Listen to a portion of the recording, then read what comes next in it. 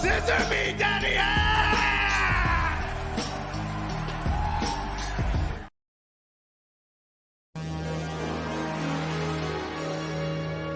CG.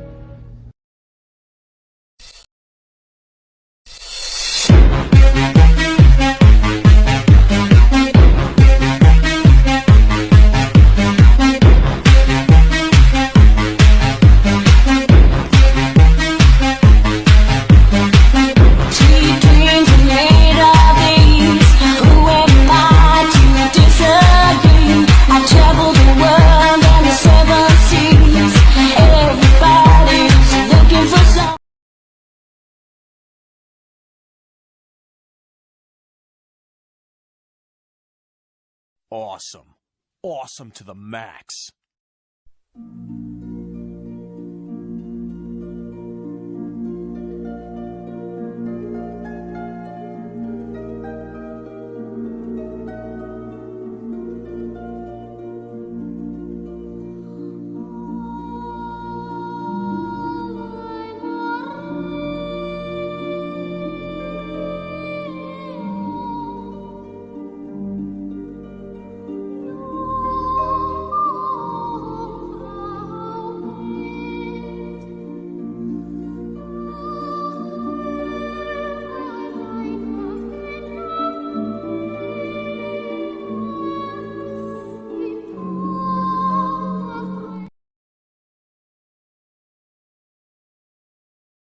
Ah, well, if it isn't the simp.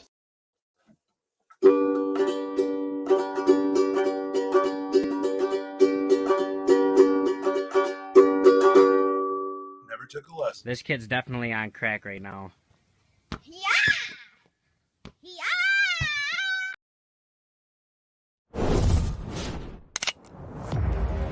From Zaid Comics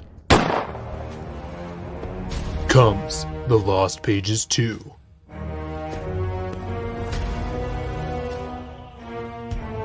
This time we follow the Silhouette, our ghostly avenger who brings justice to the streets of Chicago.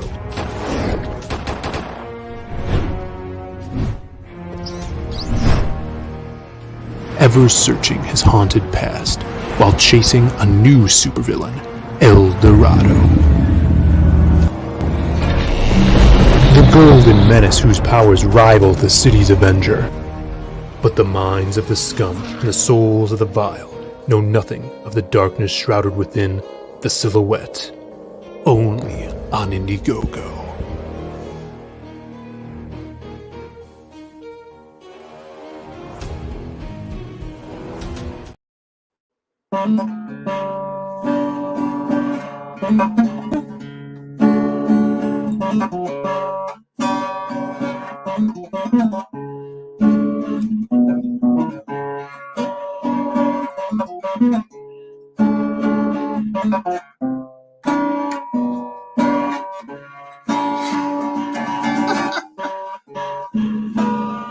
It's out of tune. Remember when you were making out with your first girlfriend, and you came right as she touched your leg? It was me, Barry. I jerked you off at super speed so it'd seem like you nutted at just a woman's touch!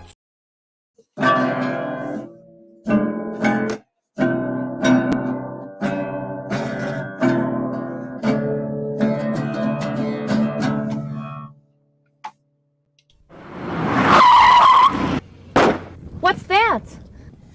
Do you have insurance on this car? No. It must be Eagle Man. I've got something for you.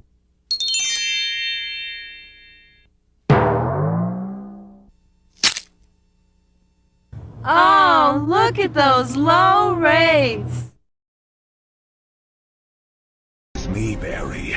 I made them draw Lola Bunny with fewer sexual features so that you wouldn't be horny, and reduce your blood flow to make you a millisecond slower. I got you a gift.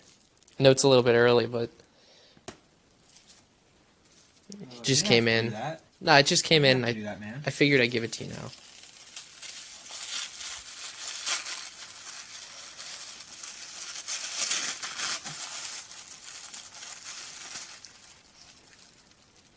What's this? It's Big Chungus.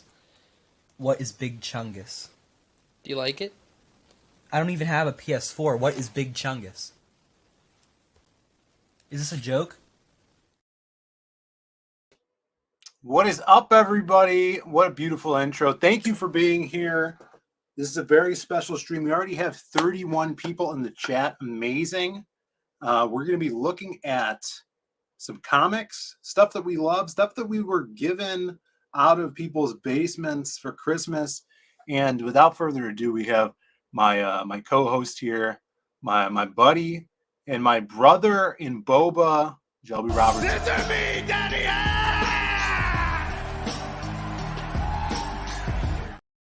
What is up? That's right. Shelby, you missed my musical stylings in the intro. Did I miss it? I was playing some ukulele and guitar. I don't think you were doing that. I was. That's the chat, man. A lot of people here in the chat. We got Moromi. We got Moromi. Sumo saw it.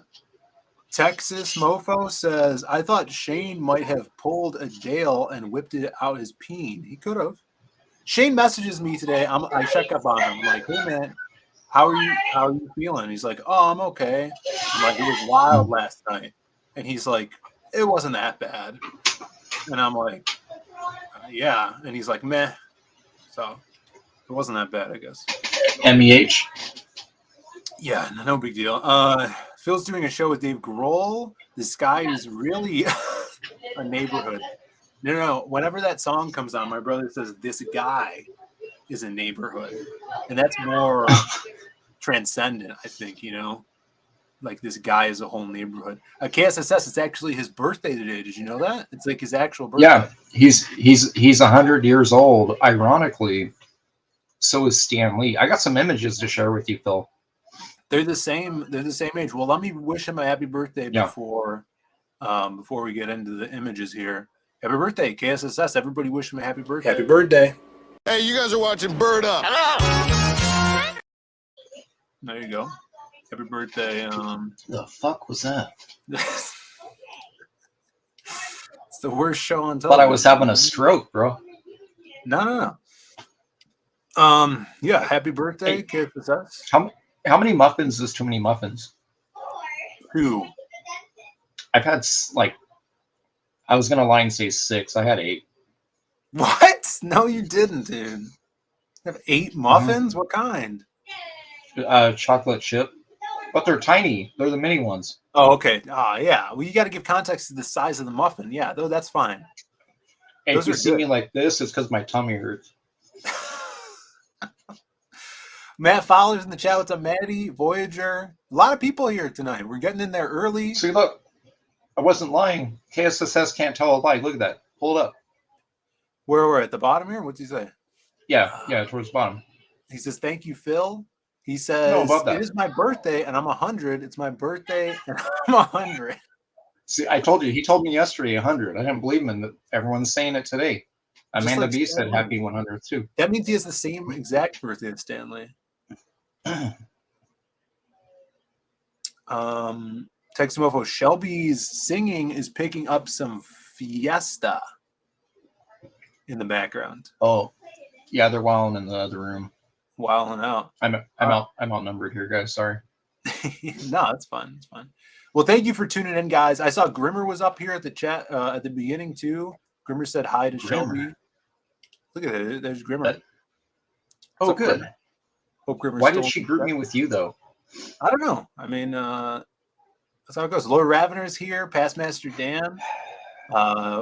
We saw Jay Ryan, Joe Wapner. I like when people just say hi to me.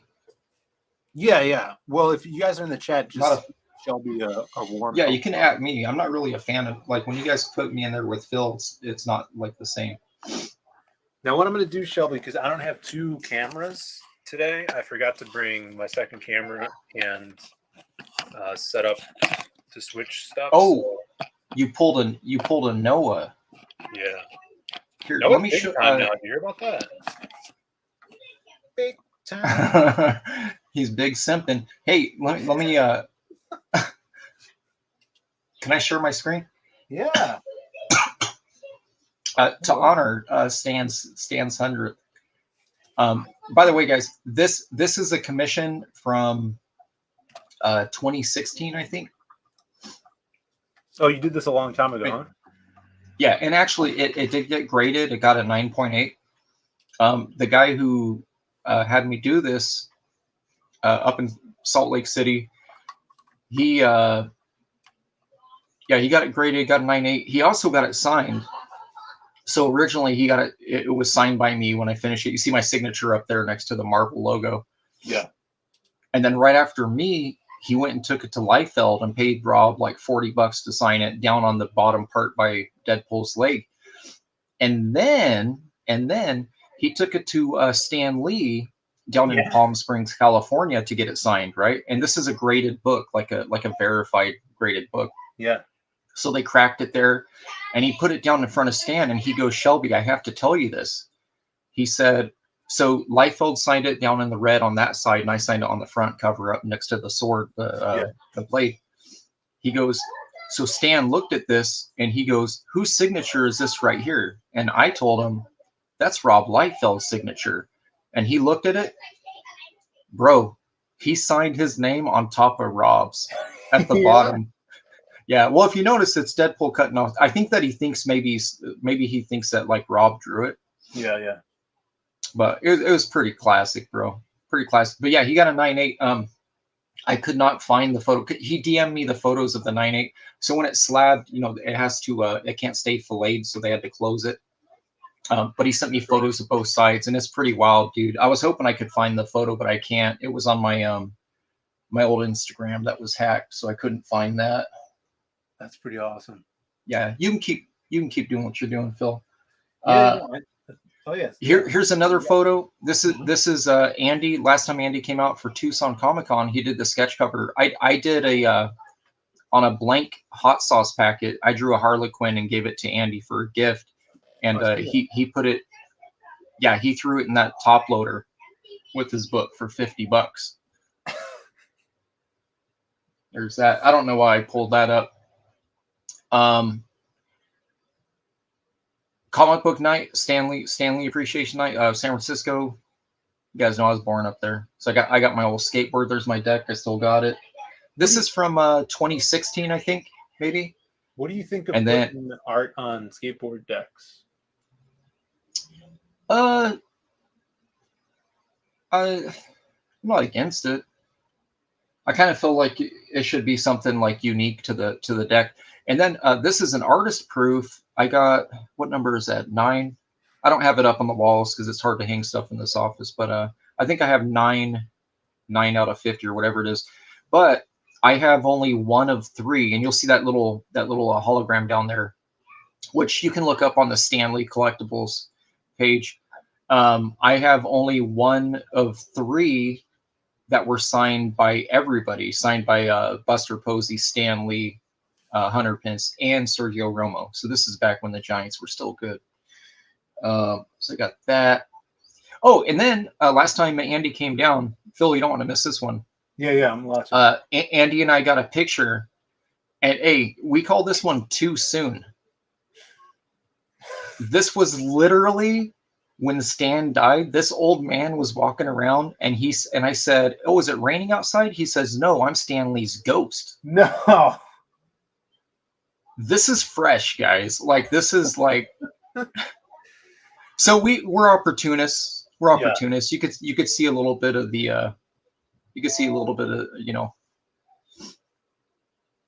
the stuck indoorsness. Andy's giving off some Raphael vibes, like Ninja Turtles. Yeah. If you gave him a bit, if you gave him like a bandana, threw it over his eyes, straight up. Yeah, and I'm giving off Chuck E. Cheese, the banjo player, the animatronic vibes. Yeah, he's like a weasel. He just kind of he misses the strings every time, and the kids notice, but the music still like sounds perfect. Yeah, no, this looks good. So man. Yeah. What do you think of that, dude? What do you think of this man? Look, he actually looked like him quite a bit, bro. Look at this guy. a fresh wound. Yeah, he didn't care. He was walking around. So he claims his daughter put him up to it. She was a vendor there. I don't think that's true. It's kind of an excuse, right, to get out of. What else is he wearing? Look, he's got an an Excelsior shirt. He has old man hands.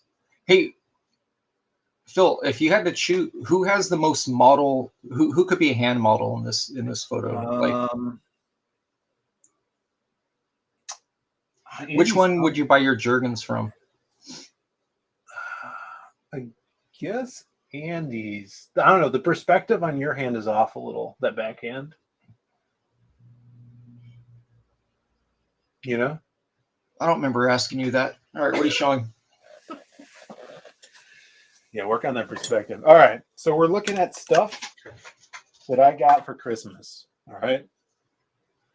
And Shelby, if you got anything for Christmas, you get stuff for Christmas. So this is. I think you're rubbing it in because you know that I did not. How did you not? Come on. I'm wearing one of them. My daughter got me this shirt, guys. Did you? Yeah. Nice. There you go. So I got some Ferrero shit. You ever have these? Yeah, when I worked at Walgreens, I used to steal those all the time. Oh, they taste better. They taste better when you steal them? I'm going to have one. They taste better when they come out of your warm pocket. And if you guys have snacks in the chat, feel free to pull a snack out and have one. Partake with me. Hey, hear this? Listen. Hear that? Yeah, what's that? Red Bull? It's a vanilla Coke. Did you say NyQuil? No, it's a vanilla Coke. Are they selling the kids the new carbonated NyQuil? What kind of NyQuil?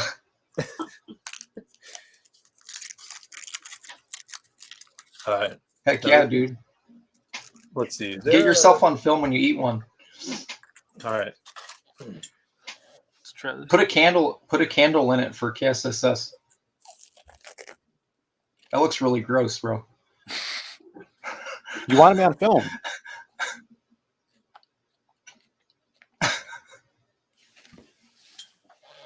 All right, we're ready to go through this. KSSS. Hold on. Yeah, KSSS says, I'm taking the day off from celebrating everyone else's birthday. Don't blame me. I don't make the rules. I don't blame them. This is what I got. This was on my Amazon wish list. The girlfriend got it for me. Oh, that's cool. What do you think, Shelby? I think it's. I remember the first time I sent you those JPEGs of Lee Week's Gambit. Yeah, blew my mind. And you're like, hey, that's pretty cool. Yeah, I have the issue. And now look, this has you're a fan. His first appearance in it as well. Oh, the what was it? 240. I forgot the issue number. So let me. It doesn't matter. It says 265 through 267. Yeah. And then the Gambit 1 through 4. We got some Chris Claremont and Howard Mackey, illustrated by Bill Jaska. How you say that? Who? Bill Nye the Science Guy. Jaaska. Jaska, Mike Collins, Jim Lee, and Lee Weeks. Those sound like fake names. They probably are. It's probably just editors. If you notice that my camera doesn't have autofocus on anymore, so it's better for your guys' viewing. Texas Mofo says Phil was eating the mountain oysters. Got some people guessing. What's that like? Is that like balls? I don't know. I've Rocky never Mountain oysters. Yeah, that's ball sack. Look at that. Why is he green? I don't know why he's green. He's like possessed or something. Was he originally green? His powers when his first appearance? I don't know. Maybe he's possessed. Look at these monsters. What do you think of Little Child Storm? She's kind of cool. I mean, not really a selling point for me. No.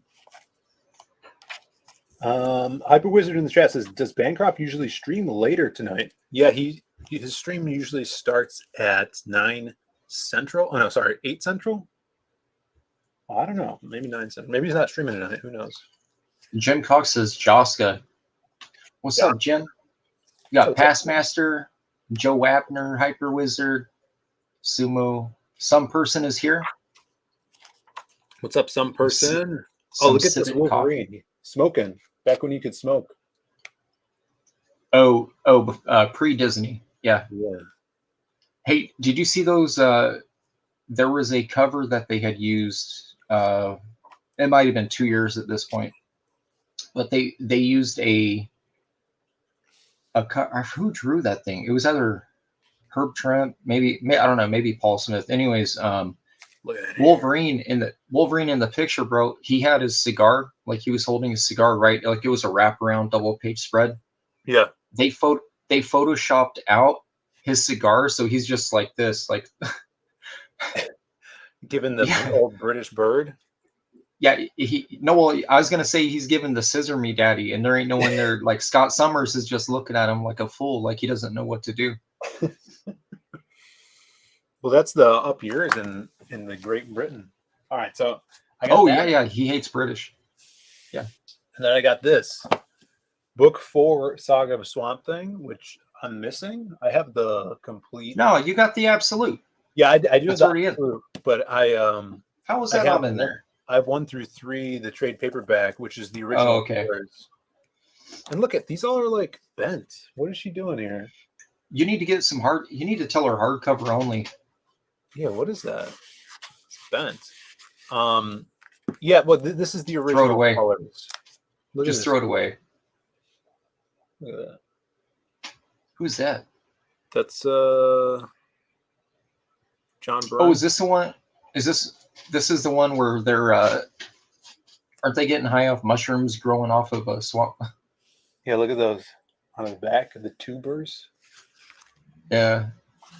Yeah, so it's I like it because you can compare it. Oh, look at this face. Ooh. It's a little deformed there. But you can compare I wonder it to the new colors. What's up, Jasper? Jasper says the absolute is where it's at. I got both of them. I got 1 and 2. Look, Batman. Well, hold up. They don't have an absolute 3 though, like with that one in it. This is probably in 2. It might actually be in 1. I'm not sure.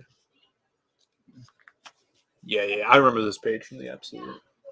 Whoa. Yeah, I was e-fapping some. There was a. Never mind. I don't know what I'm talking about. This is me when I haven't taken a shower in 50 minutes. Yeah. 38 and a half minutes. Phil starts looking like that. Jasper's here. Yeah, Rights and Absolute. Oh, that's I don't have the. He says they have Absolute Volume 3. This is not Wrightson. This is Steve Bissett and John. Yeah, that's Bissett. Yeah, the Alan Moore stuff, which is if you like actual stories, right? You get this stuff. Look at that. All right, let's move on. Well, it's a good book to review on Stanley's birthday. Some DC. Yeah. Well, what else you got, dude? What else? Check this out. We got some. Now this is not a gift. This was a gift to myself that just came at the perfect time. Look at this. You just say gift to yourself. Oh, you already. Oh, hold up. I already got that. Yeah, I got. I inked that. Shelby I inked that piece. Yeah. Hey, what do you think of the colors on that piece? I really like them. They're kind of dark, but they're cool. Yeah, I think it printed a little dark, but no, the colors. It printed dark. Yeah. Like this face is great. Let me actually blow myself up here.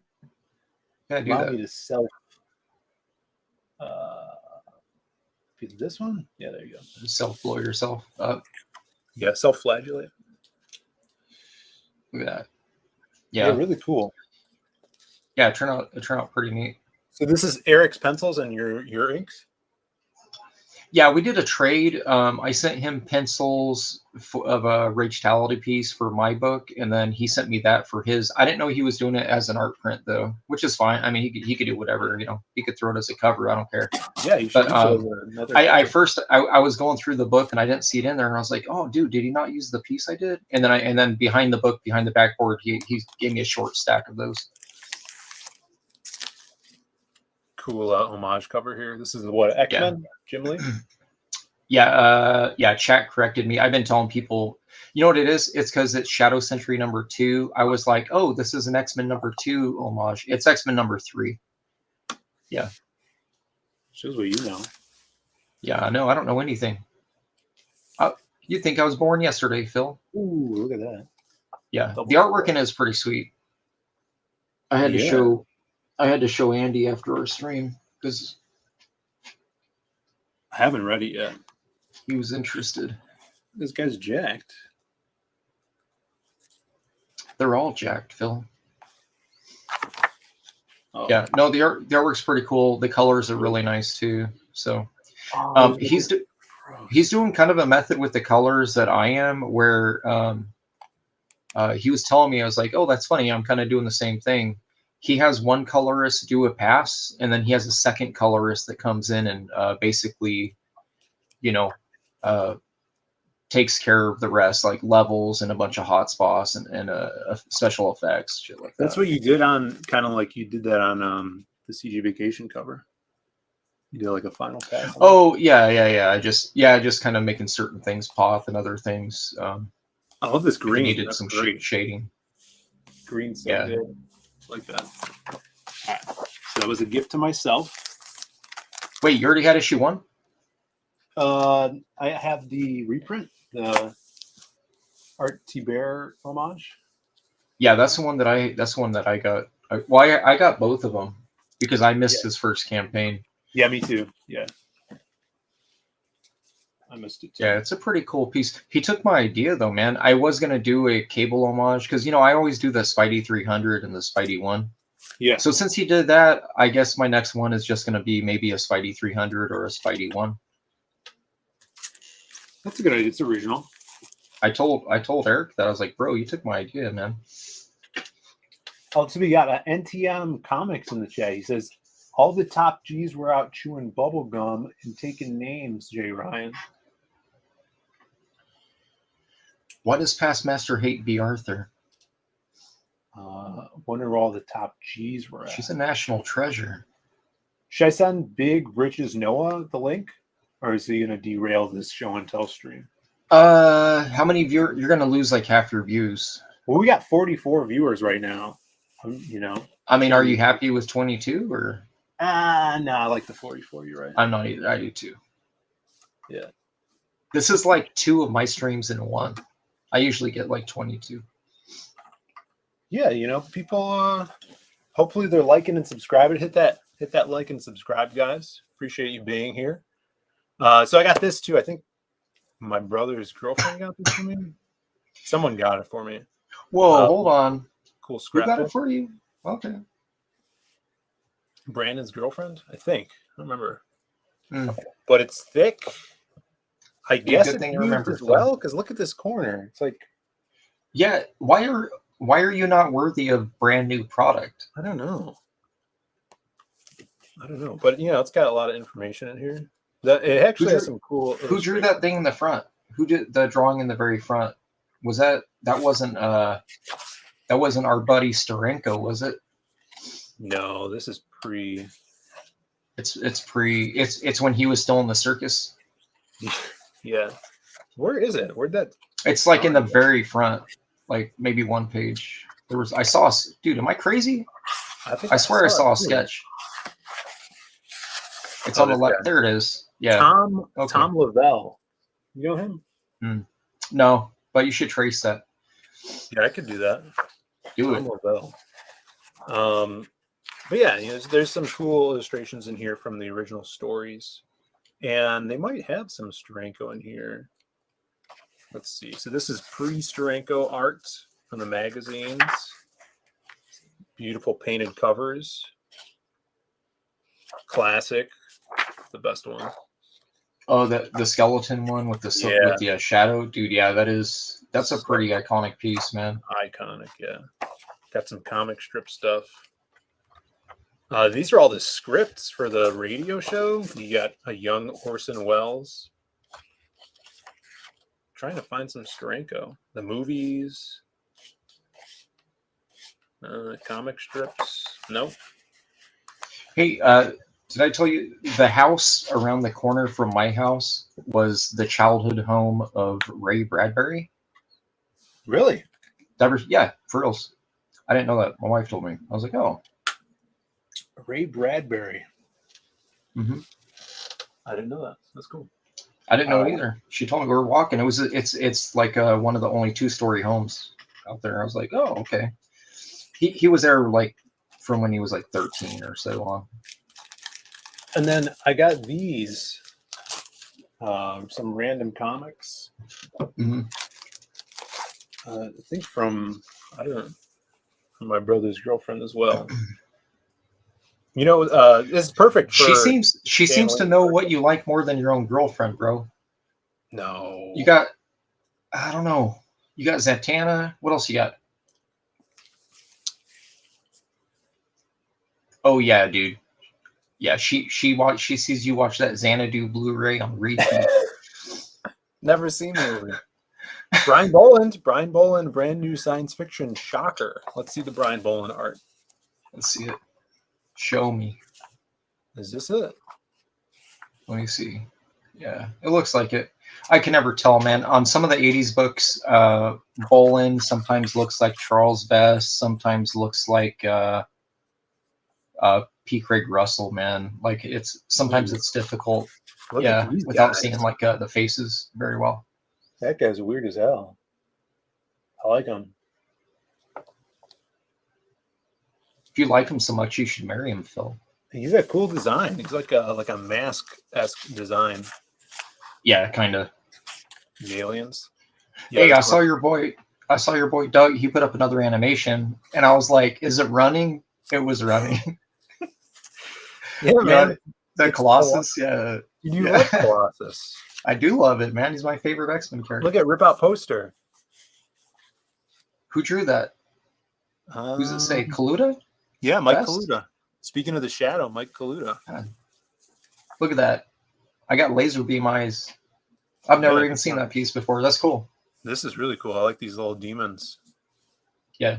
Oh, I didn't notice that. Yeah, I thought it was just like colorful smoke. Let's see what people are saying. We got Phantasmagorical in the chat. What's up?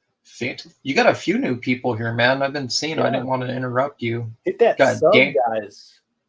Daniel Craig is here. Daniel Craig. Not my favorite one. Josh is here. Peter Orchard Studios is here. Bemis is hanging out. Mark Pingren's here. Anonymity T2. What's up, Peter Orchard? He says, I think I will have enough time to color it. Talking to Hyper Wizard here. Coloring is always a good thing. I'm gonna say this wrong, man. You got Halcoms. You got Soul Curry out in one. Sal Curry out. Sal Curry out. Sal Curry out. Is that an anagram? Question, Shelby, why does the shadow look like Frank Miller? Because Frank Miller can smell bullshit. He's got that big nose. Yeah. Wasn't that like the secret like the thing with his nose is he could smell evil? No, he didn't have a thing with his nose. The thing with his nose is like he's got like a weird Pinocchio nose, Phil. Well, that's not his real nose, right? So he could cloud men's minds. Actually, well, I guess here he is out of costume. And he has a big nose. He's got a bit of a beaker there, bro. Yeah, that's true. Yeah, he's basically just Penguin with guns. Well, this is great. This is in the second shadow. I think it's the second shadow. Is his real name Cobblepotts? No, Lamont Cranston. Lamont Cranston. Because he's not actually Lamont Cranston. Lamont Cranston is already a playboy, and they meet each other for the first time. It's a great scene. Iconic shadow scene. He wakes him up in the middle of the night. All right, let's look at this Zatanna. Look at this. What's up? What's up, Gail? Gail's in chat. Kelly Jones. Mm-hmm. Naked Bane. Heck yeah, dude. Look where Batman's face is at, bro. Right in the line of fire. He wants some of them Rocky Mountains. Look at that. Those are some muscles, dude. That's crazy. This is like all these muscles right here. It's as if AI drew this, you know? There's so many muscles. Did you just call Kelly Jones' artwork terrible? No, it's transcendent. Jasper Plan Man says, Phil, do you have the Superman issue where Big Bardo is fired to perform in a porn flick? Big Barda? Barda and Hired. I think so. No. Who would pay? Well, first of all, who would pay to watch that with Big Barda? Dude, I think she's hot. You're gross. You make me sick to my stomach, Phil Diaz. All right, we got those comics. Josh says Kelly is my favorite. Kelly's Kelly great. Jones. Did you get a chance to see? Well, I think I watched a video on it. The Kelly Jones Artist Edition book. No, was it a Dead Man or? Yeah, it's like I think it's mainly like Batman DC stuff. Well, you got a Boba T tarot card shirt. Again, from my brother's girlfriend. She got me a lot of stuff this year. You know. What's it? What I see in your future? Yeah, and it's Boba T. Yeah. Hey, dude, before you put that on, you should get rid of that large sticker on there. Oh, you think so? Yeah. Take that off there, please. All right, I'll take it. You're gonna be like one of them. That's like when those ladies are walking around with the stickers on their legs, and it's because they forgot to take the sticker off. Yeah. Save that for later. You can chew on. Mo Biggs is here. What's up? Hey, Mo. Good to see you in the chat. Mo's usually never in my chats, but he always hails me when I go to other chats. I appreciate it. He says Tom King would watch Big Barda. 40. Fowler says Barda's hot. Barda's hot. We got 48 people, almost 50 guys. There's some links in the description. We got one link to ZadeComics.com. You guys could go support the channel there, or we got the AmericanDiscord.com in the description as well. You can go support Shelby for his time. Yeah, I don't know if I even have anything on my site. Well, I figured I put it there because I'm paying you, right, to be here tonight. So, are you? Yeah, I forgot about that. Yeah, guys, go hit that. All you Mozilla users, go hit that star. Go click on my link and hit that star so you have it bookmarked. So I have a new coworker this year at the arcade. His name's Josh. Maybe he might be in the chat because he knows that I was going to do this, but he brought a big sack to work last week. Sack? Yeah, sack. A big blue sack to work, and he had wrapped presents in it. And he gave me this. It was wrapped up, and it seemingly is all of the comic books in his basement that his father used to collect. So I thought we'd go through these big stack. We wouldn't have to open them up. Yeah, you could show. Yeah, you could show. No, show them off. Let's see what you got there. So the first one I thought was cool was this Deathmate. So Deathmate was a crossover series between Valiant and Image Comics. The two studios in particular was Extreme and Wildstorm.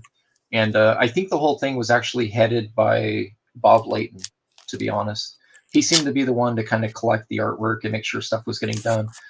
Joe Quesada did artwork, Silvestri did art, Jim Lee did art and inks. He actually inked Barry Windsor Smith's story, which was penciled by Barry Windsor Smith. I know Liefeld did some stuff in there. Look at that, $4.99. This is like a feels like an oversized issue.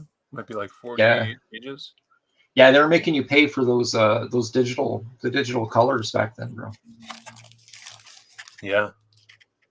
So yeah, a lot of credits on this too. I only ended up buying, what was it, Deathmate Red and Deathmate Black, which were basically like the Image Studio ones, because I knew the story was going to be kind kind of terrible. Yeah. So I didn't really. I do regret it though. I wish I had gotten the other ones because I'm pretty sure that Barry Windsor Smith did some stuff on the other side of the fence. So because he was working on what was it, Archer and Armstrong. He was the regular artist on that. This is like reminding me of that taxi driver in Heavy Metal. Mm. You ever see that movie, Shelby? Mm-hmm. Look, Archer and Armstrong. Yep. Yeah, that's Barry Windsor Smith art there. Hey, it's Zealot, right? Yeah, they don't really hit it. They don't really hit the same way when they're not drawn by image artists, do they? No, yeah, it's kind of weird. It looks almost like cosplay, right? Am I right? Yeah, this is Don. Oh no, you got writer George Gonzalez. Is the artist Don Perlin? Oh, Don Perlin, yeah. Yeah, they had a bunch of the very established but also old school artists working at Valiant on the Valiant end of it. We got Rick Saylor in the chat. What's up, Rick? What up, Rick? Thanks for bringing up the one where he says hi to me. See, Rick knows what's up. He separates it. Yeah. Death He Mate says, Gold "Hey, Phil." and blue weren't as cool as red and black. Yeah, well, yeah. I got the. I guess I got the bad issue. Jasper's right. Jasper's right. He says Death Mate Black is the first appearance of Gen 13, which is true. Look at this. Fowler met Jim Lee on the Deathmate World Tour.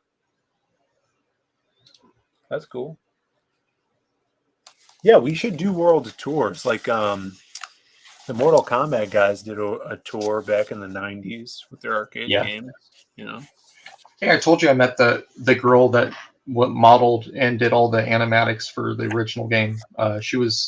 She told me that she was the one who came up with the katana, the character, and with the weaponry, because they didn't really know like a lot of weapons for female characters. So she's like, well, katana.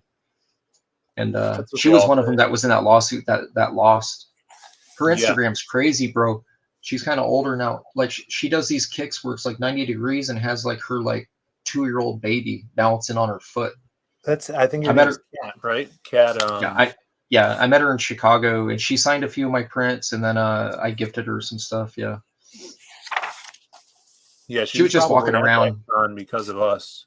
We the Galvin Ghost really pulled them out of not doing because for years they weren't associated with it anymore. The guy who played Jax, John Parrish, he was like a champion bodybuilder back in the 90s, and he played Jax. And then when we opened up in 2010, we reached out to all those guys, and he was just like a web designer, not working out anymore. And then we got them gigs at like conventions. We started doing our own Mortal Kombat convention for the arcade, and he started working out, and like he won a bunch of championships since then. He's again, became a personal trainer. What's up with this? This is weird. What's up? Oh, sorry. Nightman. These characters. Are these Valiant characters that I don't know? Those are, you can see a little bit of the, Nightman. Yeah, my old roommate was working on Nightman for a bit. He's actually the one that got me hired over, because I worked on Prime for a bit when I stopped working with the Image for. Is this hard case? Short time. I think that might actually be hard case. It looks like. Well, no, it can't be. No, that might actually be. I'm not sure. So, hey, look on the right side right there. See that guy playing he's playing the sax. So, bro, his first appearance, they were doing really weird first appearance books where they were making cameos and backgrounds. There was, I think it was in Bloodshot. He was in the background playing his sax at a nightclub. So that's his first appearance as like Nightman. But they were doing I don't know, man. It was all like schemes and scams with the first appearance game to get like the collector nerds, like, oh, if you miss this issue in the background was, you know, this character that gets her own series later. They did the same thing with Turok as well. Oh yeah. Yeah. Mirage. Now you have a deathmate. Gold. Oh, open that. Wait. Open that back up and go back to that Ryad in the back. I'm gonna show you something. So see that piece right there? That was actually a trace swipe of a Mike Zeck Punisher piece. Okay. And they ended up doing a silhouette cover of that, of just the character. And then like someone had even shown it, like, dude, it's so close, it's not even funny. Anyways, just want to point that out. That's a Mike Zeck Punisher that I think whoever drew that image. I think Bob Layton. Yeah, he like straight up traced it and got called out hard. I know that image. Let's see. We got a question. Hyper Wizard says, "Have you written any of the new Pit yet, Phil?" I had the first book fully plotted out, so I'm just waiting on Dale to be ready to pull the trigger on that. What's up, Ace? We got Joe Ball in the chat. What's up, Joe? JB. Ace is here. What's up, Joseph Ball? Hard Case was Malibu too. Yeah, I was just recently sent Hard Case issue #1. Since Joe Ball's here, I might as well. Let's see if I have it over here somewhere. What's that got to do with Joe? I'm the one that sent that to you. No, but he just hates Hard Case. Oh well, that's something Joe Ball needs to work on that demon. We all love the Hard Case. You can't hate him. Here he is. He's an epic character, bro. Did you find the book? No. I got some of those books, dude. Some of the books. Yeah. I might have put it in a long box to keep it safe. What's up, Jay Dalla? Jay Dalla says Joe and I just got done with our date. Oh, with a date? Yeah. Who paid? Joe says Hard Case is pig vomit. Yeah, it must be in a long box. I wanted to protect it. Okay. All right, never mind. Anyways, I sent Phil. It's at least a 9.4. It's a Hard Case floppy #1. Yeah, that's pretty good. All right, now this is going another throwback here.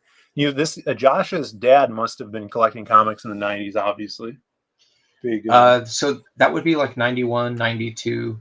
And another version, so Phil, another version of that exact same book was polybagged with Hero Illustrated. Or no, sorry, yeah, Hero Illustrated. Right. And then Fan Magazine got their own version of some of that stuff too. But Hero Illustrated had a different cover, but same content of that book right there. I actually, I like this guy here. Who's this? He reminds me of that wizard guy from He-Man. Do you know who that is? Orko? Yeah. Yeah. Yeah, Orko, dude. You know the guy from He-Man I'm talking about, right? I'm going to show you him. You guys in the chat know, right? Mm-hmm. Yeah, this guy. It's Orko. Look, yeah. Put him back up. Yeah, that's Orko. I like he's kind of coming out of a portal, kind of like Rascal. And then this guy in the back here, he doesn't have any arms. He's actually kind of like, is he like Sandman? Like this is a sand hill and he's coming out of the sand? Well, believe it or not, Phil, in the 90s, it was easier to draw capes that cover biceps because then you didn't have to draw them. Oh. But it's interesting because he also has a shoulder pouch thing over the cape. But that's his it's a colostomy bag. Oh, Jesus Christ. It's so he can change it really quick. He pees a lot. And then we got Sniper from Black Flag. I'm pretty sure that Rob only drew Sniper twice, dude. I think on that cover and then on the cover of Zero.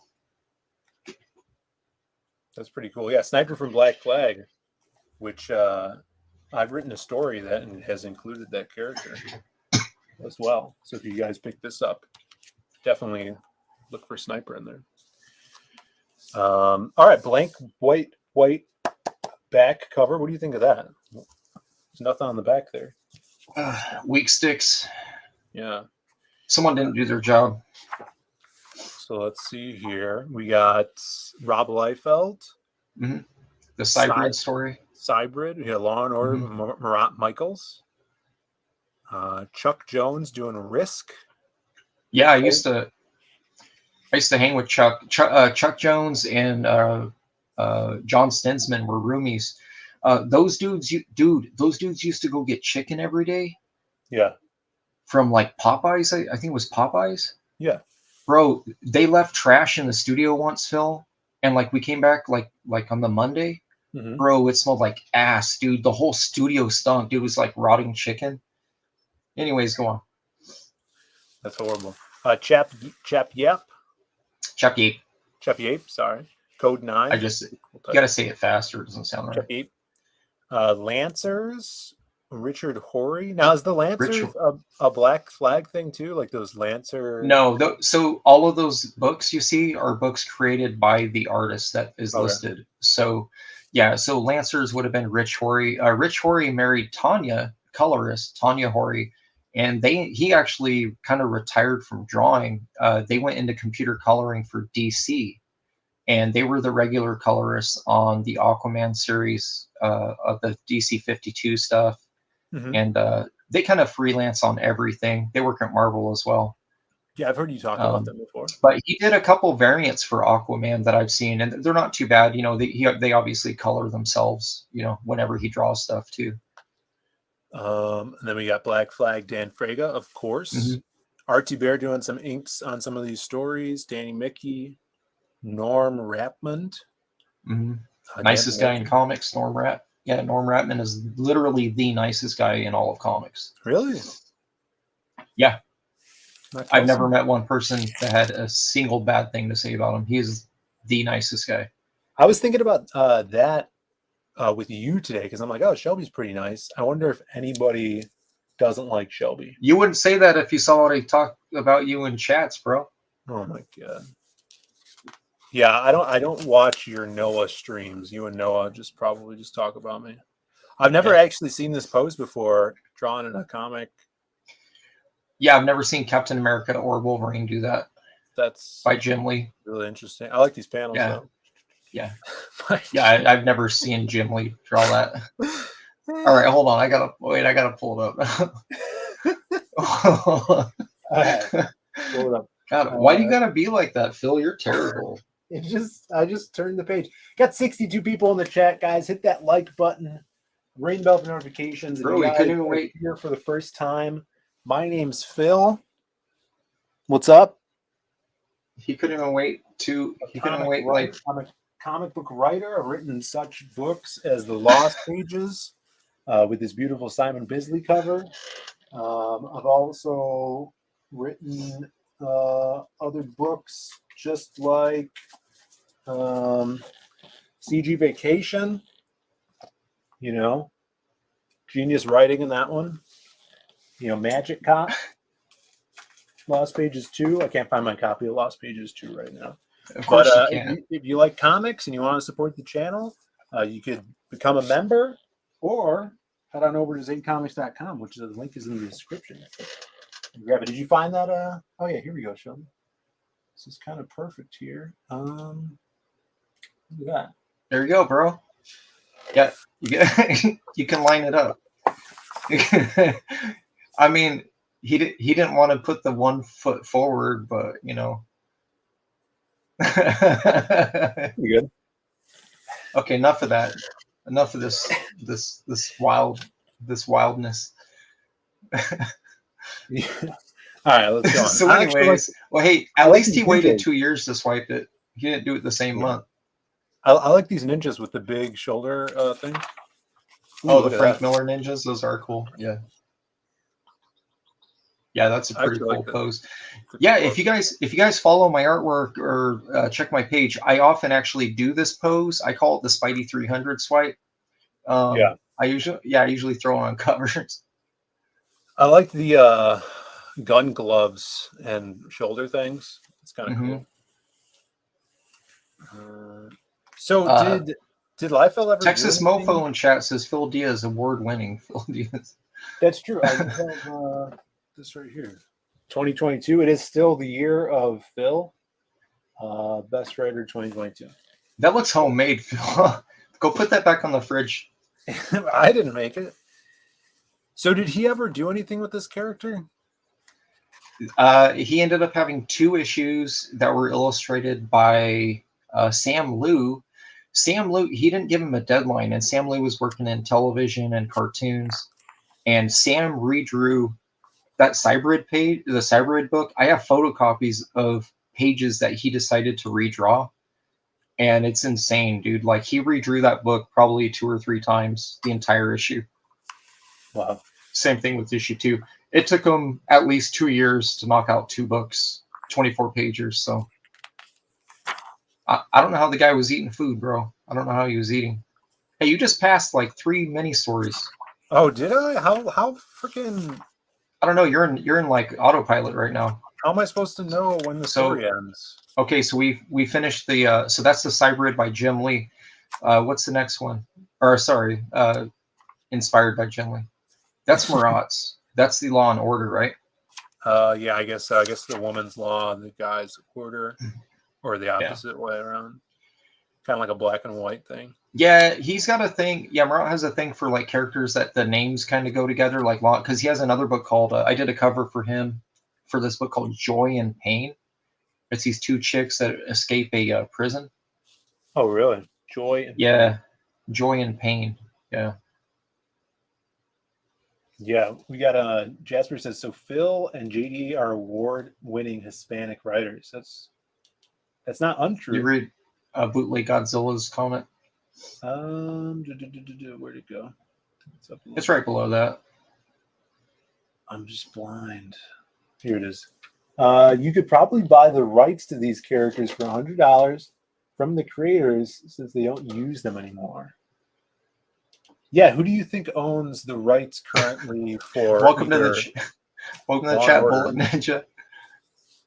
Law and Order, NBC, Special Victims Unit. We have in the chat here over on my other screen that I wasn't looking at, Sumo Authority gifting 10 members, 10 memberships. Guys, make sure you have your memberships on so you can get gifted them. Lucia was gifted a membership. Keenma, who's probably not even in the chat now, it tends to just give these out to random people. 80s Made Consumer has a membership now. Jordan Hurst, Hale, Rand Nada, swooping them up. There's still a few out there, so if you guys grab that up, thank you so much. Sumo Authority, I think we have a special video. There you go. Don't you forget, you're my #1 customer. 'Tis the season. All right, so we're scooting past Law and Order here. Now this is a different person, is it not? Is that Chuck? Yeah, that's Chuck's book, Rift or something like that. I forgot the name of it. What was it? I got his ash can. Risk. Yeah, he gave me the ash can when he got them in. We used to print our own ash cans for our shit back in the day. Chuck Jones. Yeah. It's only like 4 pages. Yeah, they all only had 4 or 5 pages a piece. All right, now we got Lancers. Eric Stevenson wrote the script for this Lancer story. Have you met him before? Mm-hmm. This guy's cool. This kind of looks like Camel Moon's character, the bad guy. You should talk to Camel about that. Yeah, I should tell him about that. I'm getting this large sticker over here stuck to the comic. All right. Don't damage it. You got to put your kids through college, bro. Yeah. Hey, so that's Chap's book. Chap is actually, in my opinion, he's probably the better of the stories in there. Like I'm a little bit of a Chap simp, dude. Yeah. Chap kind of was a good meld between like homage style and then a lot like some of the cool stuff with Extreme too. Yeah, he got really good around 95. Yeah, and then so that's his last page, and it goes right into the pages that Frege had in that ash can. Wait, I like this. Yeah. This is cool. The bloody hand. Yeah, that's Chap. Yeah. That's a really cool visual. Yeah, they do kind of a bad job. See at the bottom, there's no like end of the story. It just kind of goes into the next page. Yeah. So that's Frege. So that one This there. is the ash can. Yeah, they colorized the ash can and printed it. Cool. I don't I actually don't own the ash can, so I do. I'll have these pages. Yeah. See, so that's the ash can pages. I always like colorized. this pose. The escrimas, also known as Filipino fighting sticks. Ninja. So yeah, he has this these sticks, and then they glow with little Kirby crackles. Mm-hmm. Oh, his eye does a thing too. Gorilla, this is Sniper. Do you read me? Loud and clear. Bud, what up? I've infiltrated the main compound, but things are starting to get a little weird in here. I think I'm gonna need you on this one, big guy. And here's Gorilla. You can see him on a little. He says, "Wait, isn't Gorilla black? Right? He's purple. Oh yeah, that's right." Yeah, I figured as much. Just sit tight, pretty boy. I'll be right over. And then he looks like he teleports in. What was Sniper's voice like again? Great. Now let's get this over with. Yeah, they're all the same. I've got a bad feeling about all this. And I'd just as soon. He gets interrupted by someone you don't know. You can only see the load in their pants. Oh, that's a diaper. That's a man baby. I don't know what the voice should be. It's probably he's got a little bit of sideways ass going. I don't want to spoil it for you guys before the page. Bobby, how you doing? Oh Jesus, I don't even know who this is. Now, Dalton. Surely you're not thinking of leaving so soon. Dojo, dude. Dojo-kun is on the next page. Dojo-kun, copyrighted by Dan Friedman, 1992. That's straight up Dojo-kun. It's only just beginning. This is Dojo. I've never actually seen this character ever. Yeah, I don't think he's in any of the other ones. Hey, you got a super chat from Chrysophists, bro. You better read that now. You better read that right now. It's not Chris. Oh, it is Chrysophists. Bob, hold on a second. This is what we do on the show. Hold it. Hold it. Hold it. Bobby Chrysophists. Thanks for coming on Vaughn's stream with us the other night, Phil. You and Shelby are welcome whenever. Hell yeah, Bobby. Thanks, brother. Thanks for the super chat. $4.99. And I don't know if this is your first time tuning in. This is what we do. Whenever we get a super chat, we thank the super chatters with a nice swift bonk on the head. Not a long one. It's a nice quick one.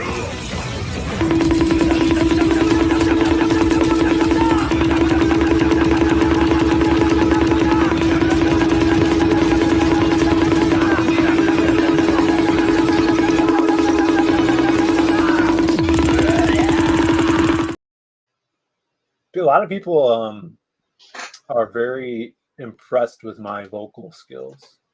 Yeah, dude. You could be the new Skeletor voice in Kevin Smith's He-Man. I would never watch it, but Andy would watch it. Andy likes it, dude. He's a weirdo. What? He likes I actually like this character Dojo. Yeah.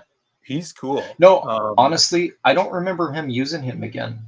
So I don't know if this story was just sort of like not really like canon, I'm not sure. I think he should bring him back.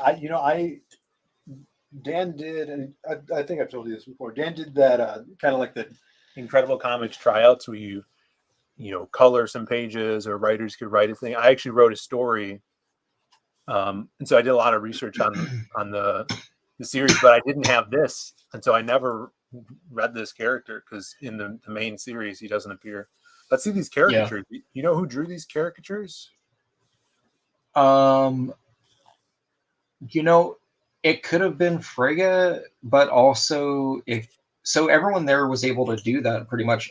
Maybe Brian, no, not Brian Murray. I'm not sure, dude. Keep turning it.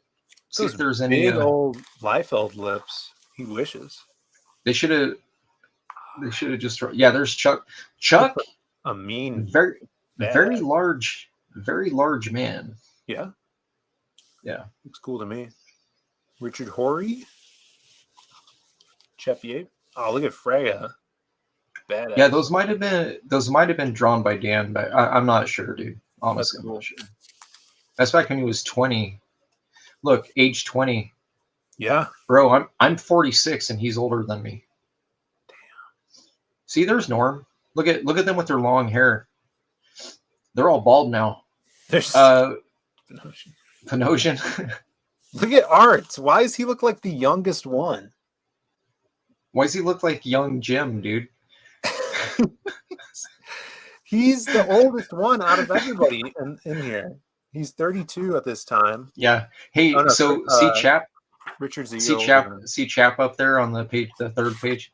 Bro, at our anniversary, we had that 25th or I think 25th anniversary. Yeah. He walked in. Bro, I'm not playing about this. I thought he was Jeff Mitsuda's son. That dude looks like he's 20 years old today. I'll go, wait, what?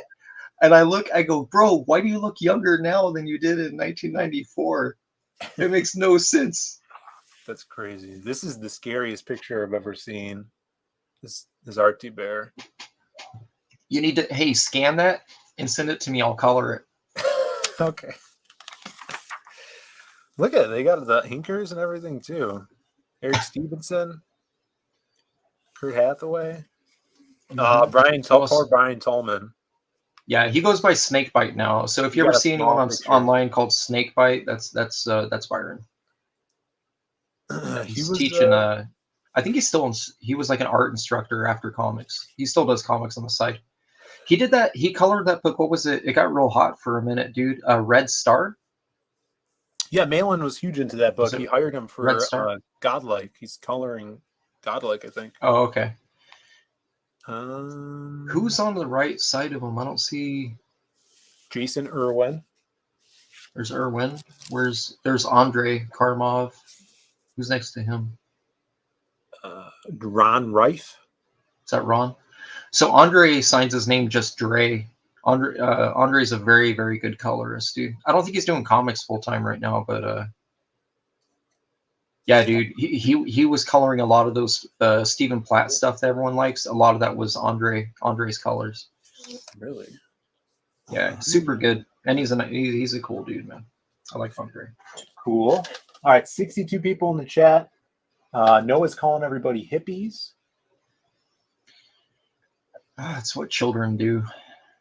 Blackjack says Snakebite Cortez. Yeah. He gets mad. Don't call him Byron. He doesn't like that. Old Dirty Fatty hates Norm for some reason. Yes. Yeah. Andy likes the figures, KSSS. He's been here. I'm going to show you. He's been buying me these things, and I refuse to put them up. KSSS says Phill is the voice, not like see these things. I don't even open them. I give these go to my daughter. These go to my daughter. So if you notice, I'm all about my origins, which is like the 80s line, right? Mm-hmm. Yeah. Origins, and then up here too. Andy, being a funny guy, has been sending me the Masterverse stuff, which they're kind of designed kind of cool, but they're not, to me, that's He-Man to me. So yeah. And then I got a bunch over here, but so my daughter's collection keeps growing. So she has her own shelves where she, so she feels special. I'm like, oh, here, you get your own set. They go to her room. So. KSSS, he sent me Shane Trap Jaw. Hold on. Go on. Shane, sorry, I'm probably on a delay. Shane's voices always revert to making him sound like the prison warden from Cool Hand Luke. Oh, Phil, share my screen before you go on, dude. I was going to show you something. Get back that extreme book. Oh, okay. Yeah, so I was going to show you. So this book here took easily over a year. This was the first issue for Cybrid, and it went under Maximum Press, not Image. Maximum was just an imprint that Rob was running at the same time as Extreme Studios through Image. I like this cover. That's Liefeld. That's Liefeld's art, by the way. The interiors is Sam Liu, and then after this, issue 2 was taking forever, just like issue 1 did. So they started utilizing him in the Evangeline books. He's in 2 issues drawn by Andy Park. Andy Park went on from Extreme to work on the Tomb Raider comics for Top Cow. And then when he left Top Cow, he went to work at Marvel Film. And now actually he does all character designs you guys see in Marvel movies are all designed by Andy Park. That's awesome. So he's the one that showed me all that X-Men stuff coming up. That's right. And then after this, issue 2 was so late and they only had a few pages. They continued it in Asylum, which was an anthology book, because he was only getting 2 or 3 pages done at a time. So they started publishing it in Asylum. So I'm just giving you guys a little timeline. If you are interested in the Cybrid character, start with Extreme 0, Extreme number 1, Cybrid number 1. Evangeline, I think it's number 4 and 5, and then a couple of these Asylum books. I don't know which issues. See, I'm sure you can find out. It looks like now, like I liked how he had the gun hand, but now he has Warblader or This cover here is by the artist of it, Sam Liu. So this is 2 years after he started working on issue 1. So yeah, dude, it's ridiculous, man. When you got that much time between, it's going to be very hard to be consistent. Even a month between pages, it's hard to be consistent. Looked like he just turned into a Warblade ripoff. Or who's the guy? I kind of think that's what he started as. He's kind of, the character is a little bit of a mix of like Daredevil, Elektra, and I don't even know, man. I guess I like this gun hand. I don't know. So notice how Rob would utilize the gun part, like transforming into guns, and then Sam was always turning it into like regular weaponry, like not really firearms stuff. It's kind of interesting. Was there really a character named Fletcher? Felcher. Oh, Felcher? Felcher. Sorry. Felcher. I don't know. Might have been Series 5. I stopped collecting them back in the day on when they came out with those Rock Lords or whatever they were called. Look at this new comic. I was some of the books in here were actually alternate comics, which I thought was weird because this is all old stuff and that stuff's new. So we'll skip over that one. Look at this. Supreme. Some old Brian Murray. Who drew the insides to that? Let's take a look. It is pencils, still Brian Murray. Yeah. Kurt Hathaway. Lettering. So Supreme was a Liefeld property? Yeah, his version of Superman. There's Prophet. Yeah, prior to Stephen Platt coming on, Dan Panosian was working on that. What that face? Yeah, I don't know. Before working at Extreme, it was not a book I was picking up, to be honest. Supreme, yeah. Yeah, like this is my first time seeing these interiors. I just had no interest in it. His stuff was kind of, I don't know, man. There was something that didn't really like resonate with me. You like that Giffen? Look at that Giffen pin up there. This one? Yeah. That's Lobo Giffen, dude. That's probably Trencher around the time of Trencher, but what, Infanticide, right? Or was that after Trencher?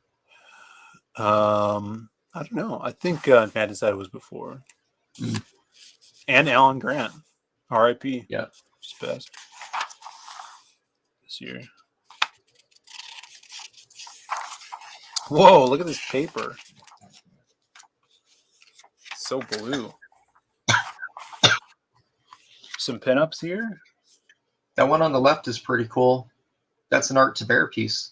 It is AT. Yep. 93. Nice art. Art enjoys robots, huh? He likes drawing robots. He likes drawing robots with their heads flying off. Yeah. And then this is Manus? Sam? Sean McManus. Sean McManus? Yeah. His stuff's all right. 95. I like the jaw.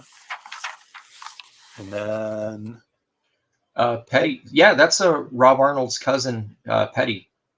Oh yeah, long lost. Yeah, that's deep. If you zoom in and look at the autograph, show the autograph real close. Yeah. See that little squiggly? That's a sperm. He used to sign and then put a sperm. Yeah. He would draw a sperm under Petty. That's interesting. Mm-hmm. It must be a family thing, like with. It's something. It's something. Ooh. Yeah, and then there's the cover. That's a Deathmate Red that you didn't get gifted from the basement. Yeah, I did not get Deathmate Red. Yeah. Let's see what the chat's saying here. Kenneth SSS wants to write a Dirty Masters of the Universe parody book.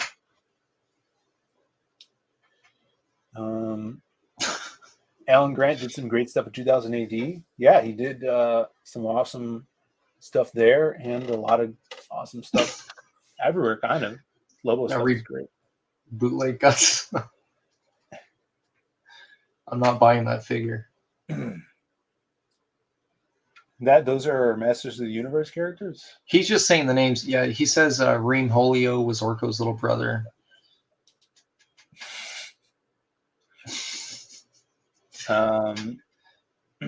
Yeah, Shelby always reads the chat. Yeah. Bootleg Godzilla. Snow Job was an actual. That's true. Snow Job was an actual G.I. Joe character, like from Gen 1. Straight up. Snow Job was the. Remember the dude that would come up out of the snow? Yeah, that's a cool name. Snow Job. Speaking of cool things, did you ever read this one? The Fish Police? I used to see it in quarter bins. I never actually peeked at one. Printed in Canada, that might be that might say a lot. This is Fish Wrap presents The Fish Police. Should we take a peek? Take a peek, dude. Chat can't wait.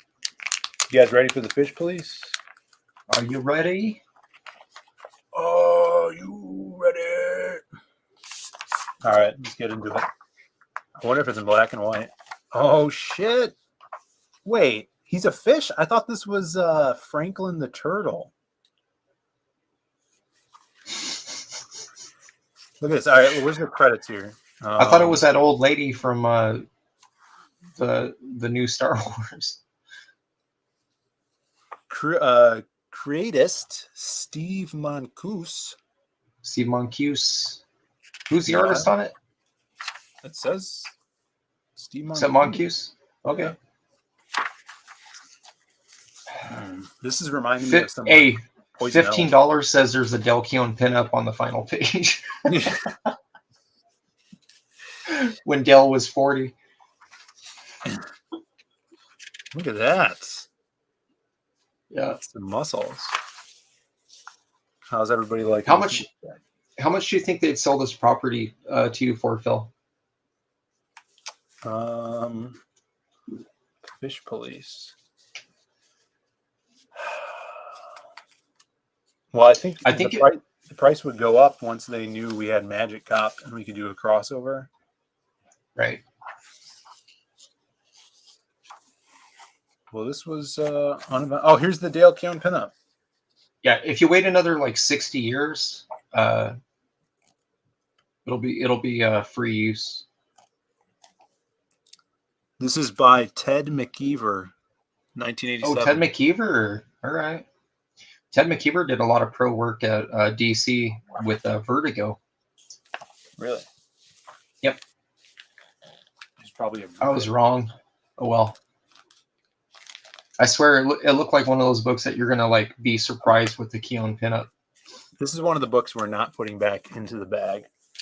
Yeah, that bag is janky as fuck, dude.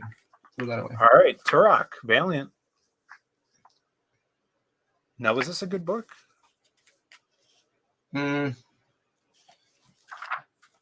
gonna upset someone in chat if I tell you what I think. Bart Sears? Bart Sears' artwork is fantastic. I did not like the coloring in that book at the time, mainly because every other company was going the digital direction, and this one here felt like digital with a kind of like a wannabe traditional approach. And I didn't like it that much. Now, but his artwork is really nice.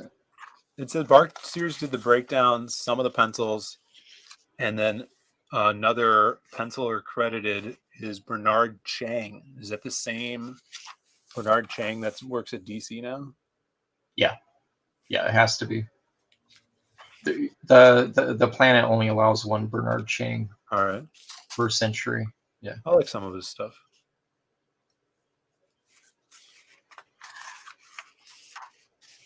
Ooh, dinosaurs. I'm not big on dinosaurs, Shelby, if you didn't know. Another Deathmate. Yep. That's the one, the Jim Lee, the Wildstorm issue. What do you think of Turok with a gun? This is Turok. Mm-hmm. He looks like a Native American. I think that's cool. He looks like Billy from Predator. Billy! Yeah. Before he cuts his chest open. Yeah, I prefer him with a gun. Guns are cool. Look at that. Did you ever play the video game? Yeah. Look, what are these things? What is this? Probably some send away. Who knows, man? It says printed in Canada. Secret weapons. Oh, look at that. Cuts his head off. I think there's some Exo Manowar in this pile too, which I've never read. Yeah, the first couple issues of Turok were cool when Sears was doing majority of the work. And then Exo Manowar Zero is super cool because Quesada's line art in it is pretty nice. That's old Brayfogle. Kind of a step down, in my opinion. Brayfogle on Batman was really fun. Seeing him go to the Ultraverse was odd. You know who's a big Brayfogle fan? George. Is he? It's George. I haven't seen George in chat in a bit, but yeah, it's George's favorite. I had some sign, and Brayfogle passed away. Kind of recently too. I sent him some signed Brayfogle. I didn't know that. I know our old friend Leroy also liked Brayfogle. It was his favorite Batman, he said.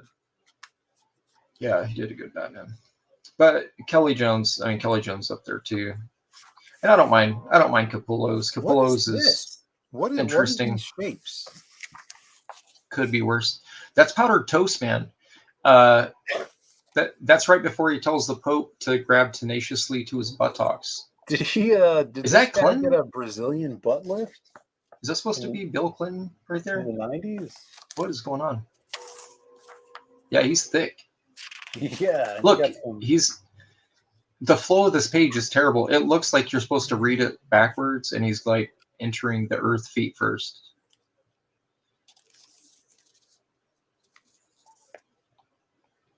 Man, what terrible designs. The planet looks pretty cool. Christopher John in the chat. What's up?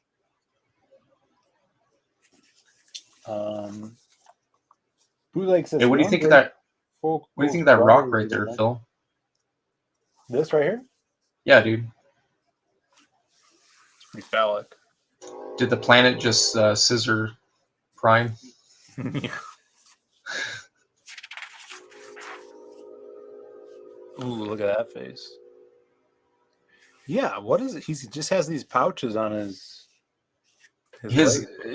Yeah, it's like his muscles like fell off the bones or something. I don't know. Maybe Strange. It's like so he could fly in space, like it's a spacesuit. Yeah. Yeah, the Prime issues that I illustrated for Malibu was like had this little girl that was trying to be like Prime, and it had Spidey was in him. Spider-Man? He didn't look like that. I'm gonna tell you that right now, bro. He did not look like that. It was Earth, well, is Earth Prime Stories. is Prime like Captain Marvel Shazam? Yeah, I would say yeah. A little more ego involved. I only remember him from the Julie. I think there's a Julie Bell illustration or painting, or maybe it's that guy. You got a super chat from Sumo. He wants some bounce. He wants some bonks, bro. Super chat, $5 Sumo Thori. He says, when you're done going through Phil's dollar bin, we could skim through the Gold Key Classics illustrated series. Can we? I don't know if I have those. You probably can't find them. What we could do is we could take a break right now, a snack break. I have one more Ferrero Rocher. And if you were here, I would Ferrero Rocher with you guys. Take a break, open up a snack, and chow down. Here you go, Sumo. Thank you. And if you guys are members, you can put the bonk emojis in the chat. I'll drop some bonks in the chat for you guys.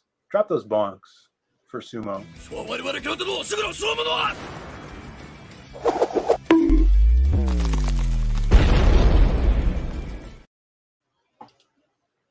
Thank you, Sumo. I might get crumbs on this Prime book. Bobby Christophus wants us to look at 90s Playboys instead. I don't have any. Did you ever see? That was gross. Have you ever seen Step Brothers? He had a mad stack up in his treehouse, and he was like, it's like going back in time. No, I've never seen it. Be a lot cooler if you did, Phil. Bootleg Godzilla says, if you want to see a great Ultraverse comic book, check out the Lord Pumpkin book. It's really cool. Yeah, that's the Lopresti book. I got that. Aaron Lopresti. Bootleg Godzilla says birthday in 2 days. Yeah, masturbating in a time machine, exactly. Bobby's quoting it. That buddy said, not the first time I've seen Phil put balls in his mouth on camera. Let's see if we got Phil. He's gonna puke! He's gonna puke! He's gonna puke! He's gonna puke! They sell peanut butter and jelly balls.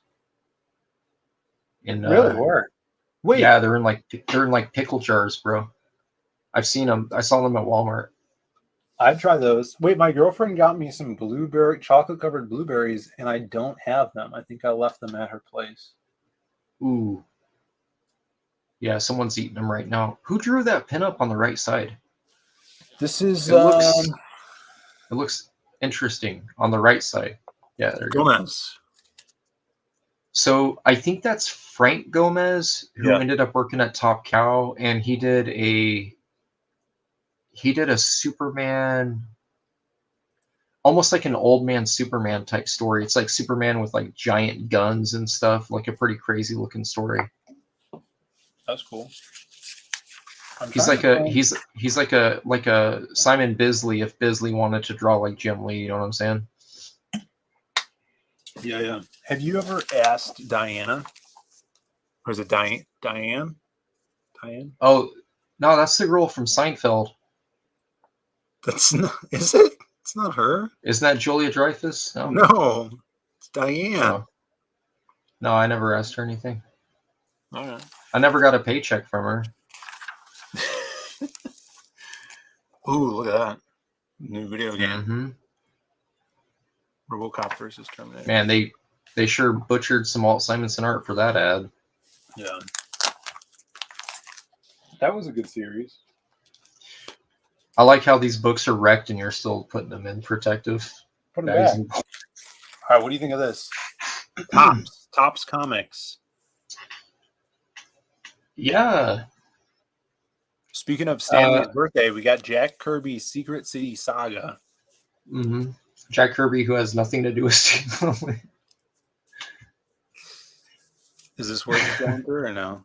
Yeah, you can go through it. So I don't know what issue that is, but there was a few that Jack Kirby did, and they were inked by the Image Founders. So the Image Founders they all rolled in and like inked a bunch of Jack Kirby art for some releases.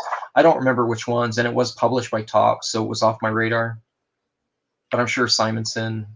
Now this says this was illustrated some stuff created by Jack Kirby. Mm-hmm. You got Roy Thomas, Simonson, John Workman, Gregory Wright.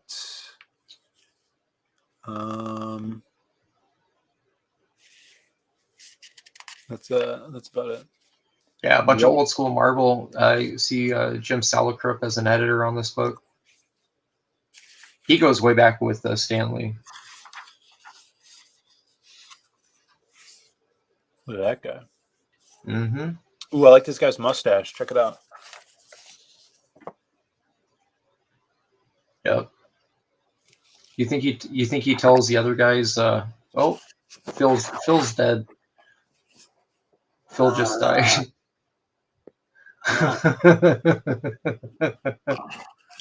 Oh well. See how it looks.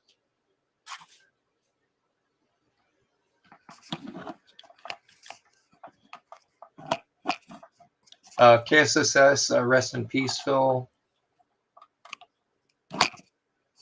Dale wants to know what the hell happened. All right, there you go. I'm back, guys. Yep. That's a pretty cool book. I might have to grab one. I'm all about Walt Simonson, dude. So, who drew that?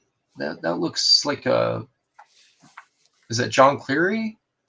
Is it John Cleary or no? This looks like fucking Aeon Flux. Wait, who drew it? Does it say Sam Keith? No, Tom Smith. John it is Cleary. Bro, laser beam eyes. I called that. So Cleary, McFarlane hired Cleary to draw a comic called Boof and the Bruise Crew. Do you remember that? What's it called? It's called Boof. BOOF.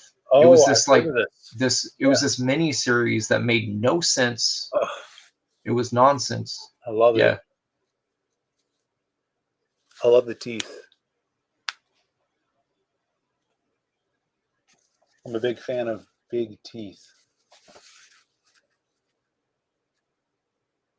Like the mask. Taskmaster says I hear nothing. Phill has no sound? Still? No. Well, I can hear you. Yeah, everybody can hear me. Here, I'm gonna go over to I'll go to the YouTube to see. I'll tell you. AI Phill has no sound? Hold on. I'm gonna see. How's that possible?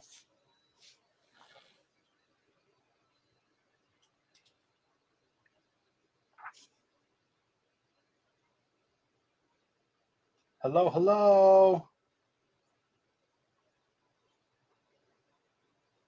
Well, I'm able to hear everything, especially the page flips. Man, my mic's Yeah, I pretty good. can. Yeah, I can hear you. I can hear you fine over there. Just hearing flips. Nah, Yeah, Jay they're- Ryan says he can hear us both. Okay, yeah. Look at this is that guy from Evil Dead. Who, Ash? Yeah, Bruce Campbell. We got Ash right here, bro. What do you think of Ash? Ashley. I'm not. I was gonna pull him down, but he's gonna knock over like 20 toys. You've seen that movie? Phil, look. Ashley There's Ash right Williams? there, bro. Damn, yeah, nice. Yeah, he's a great character. There you go. Bruce Campbell. Bruce Campbell's a great character. Yeah, he is. I'm putting this one in the bag. Jack Kirby created it. I want it. Yep. I had 2 or 3 of those signed by Jack, and I sold them to some collector. All right. Which one? We got Troublemakers, One Bullet, One Death. This is by Nicieza, the acclaimed Deadpool creator. Oh yeah, 50. He created 50% of Deadpool. Yeah. And then Exo Manowar by I think that's Andy Smith. Bailey. Let me see. What's that say? Yeah, I think so. A. Smith, 95. Yeah, I think that's Andy Smith. Do the Yeah. Exo, dude. Let's see that one. I've never seen that issue. Bro, that's issue 56. I didn't even know that book was still going. Yeah, January 95. Show it. Let's pop Chad, it open. what do you think? What a way to celebrate Stan Lee's 100th. It was 100th, right? It would have been his 100th birthday. 100th birthday. Then looking at 90s Extreme and Valiant. All kinds of books from companies that don't exist anymore. Yeah. Let's pull it out.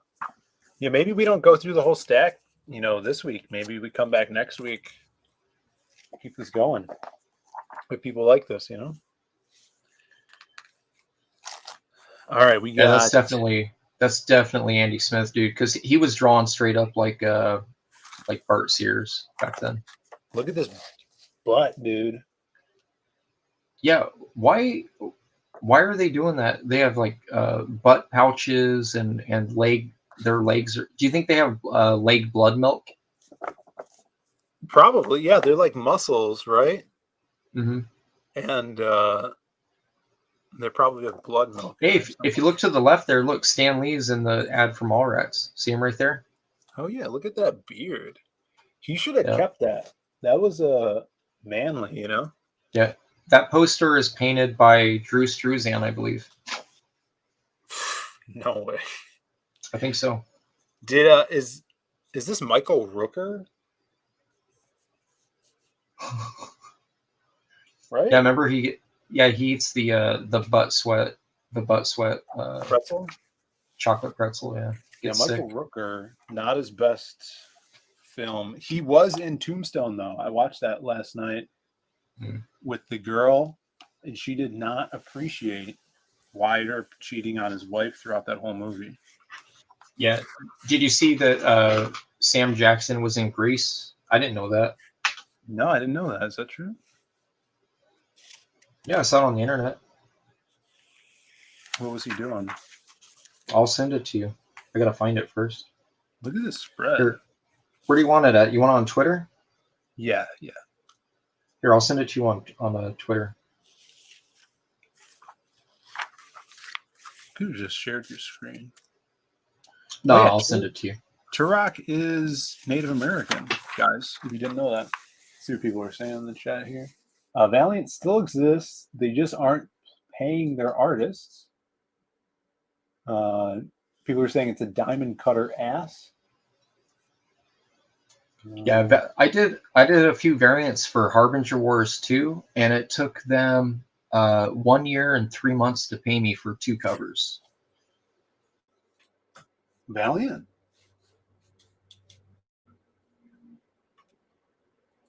Was that for Valiant? Oh wait, I was supposed to send. It's for Valiant. Sorry, I'm muting myself. I was going to send Kenneth the link to come on, but I forgot.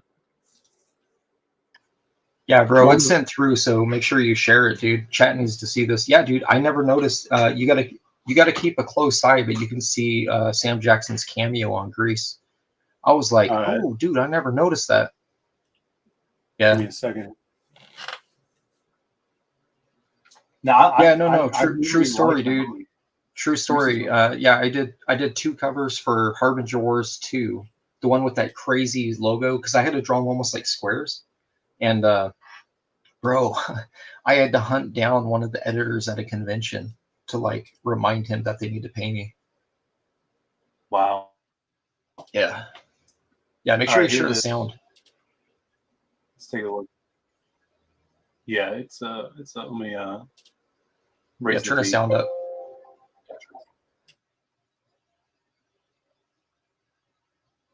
I can't hear it. There's a guy talking over this, so I don't know what's. Bruh, so I was watching Grease, because real G's fucks with Grease, because you can't spell Grease without a capital G, god damn it. But in one scene, I noticed Samuel L. Jackson, and if you didn't know Samuel L. Jackson was in Grease, allow me to blow your motherfucking mind. Check this shit out.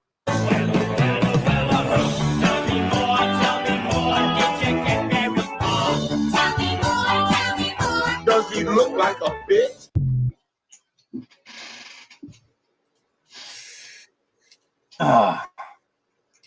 Yeah, I remember that. You love it.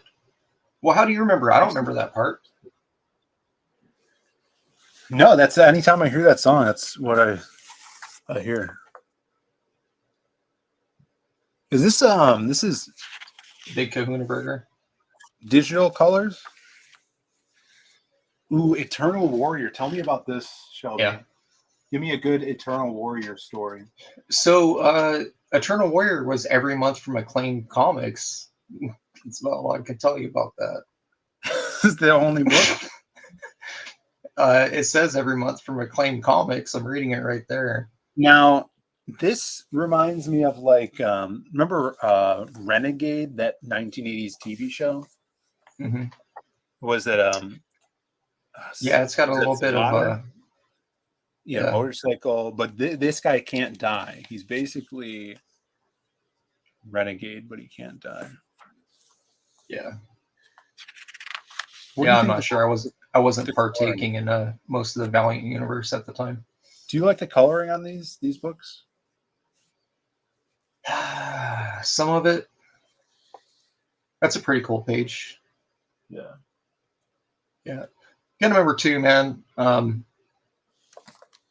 1991 until I would say 97, 98. People were still coloring with using a mouse. Yeah. And color. There was no guide to coloring. Like there were most colorists had somebody who would like set up their file for them. Like they didn't understand. Like today we use like multiply layers and stuff like that. Back then they used to have to trap the line art and like, you know, paint bucket black and stuff like that. Completely different methods. And that's why there weren't like line knockouts, and the dudes who could were the, you know, they were the ballers, the guys making like 30K a month were the guys that knew how to use like hard light layers, you know, because no one knew what they were doing. So now this doesn't look digitally colored. So you have Paradise Found, lady holding what looks to be a flower. Yeah, it looks like a white lotus. White lotus. And then you have Paradise Lost. And then it's a skull.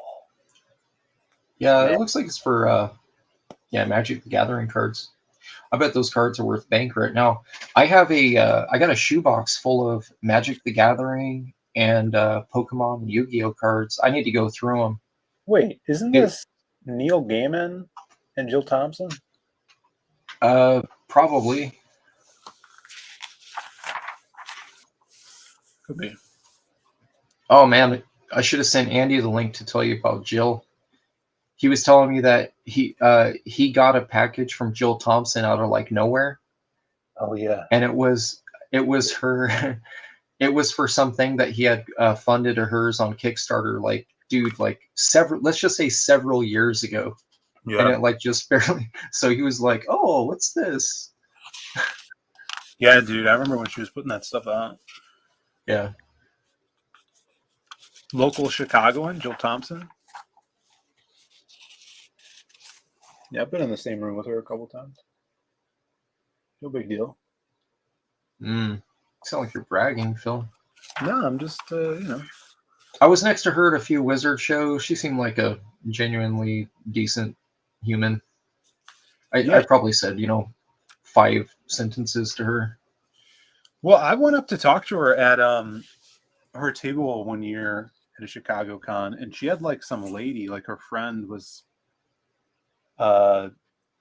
managing her booth, and she was like in the back talking to someone. And she didn't. No one had time to. She didn't give you the attention that you deserved. Hey, go back one page. Was that Etrigan? What is that on the left? This is Minotaur. That's not Etrigan. That's not the demon.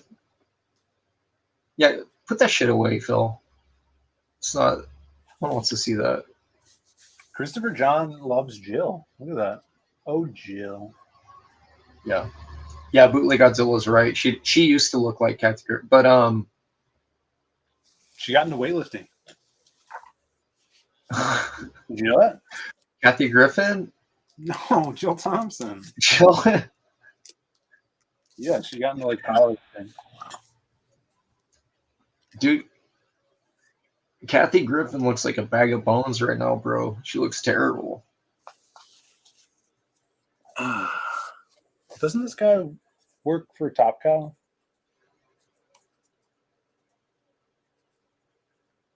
I don't know. Is he Australian? What book is this? I didn't even see what you opened. Troublemaker. Oh, this is the Troublemakers. Okay.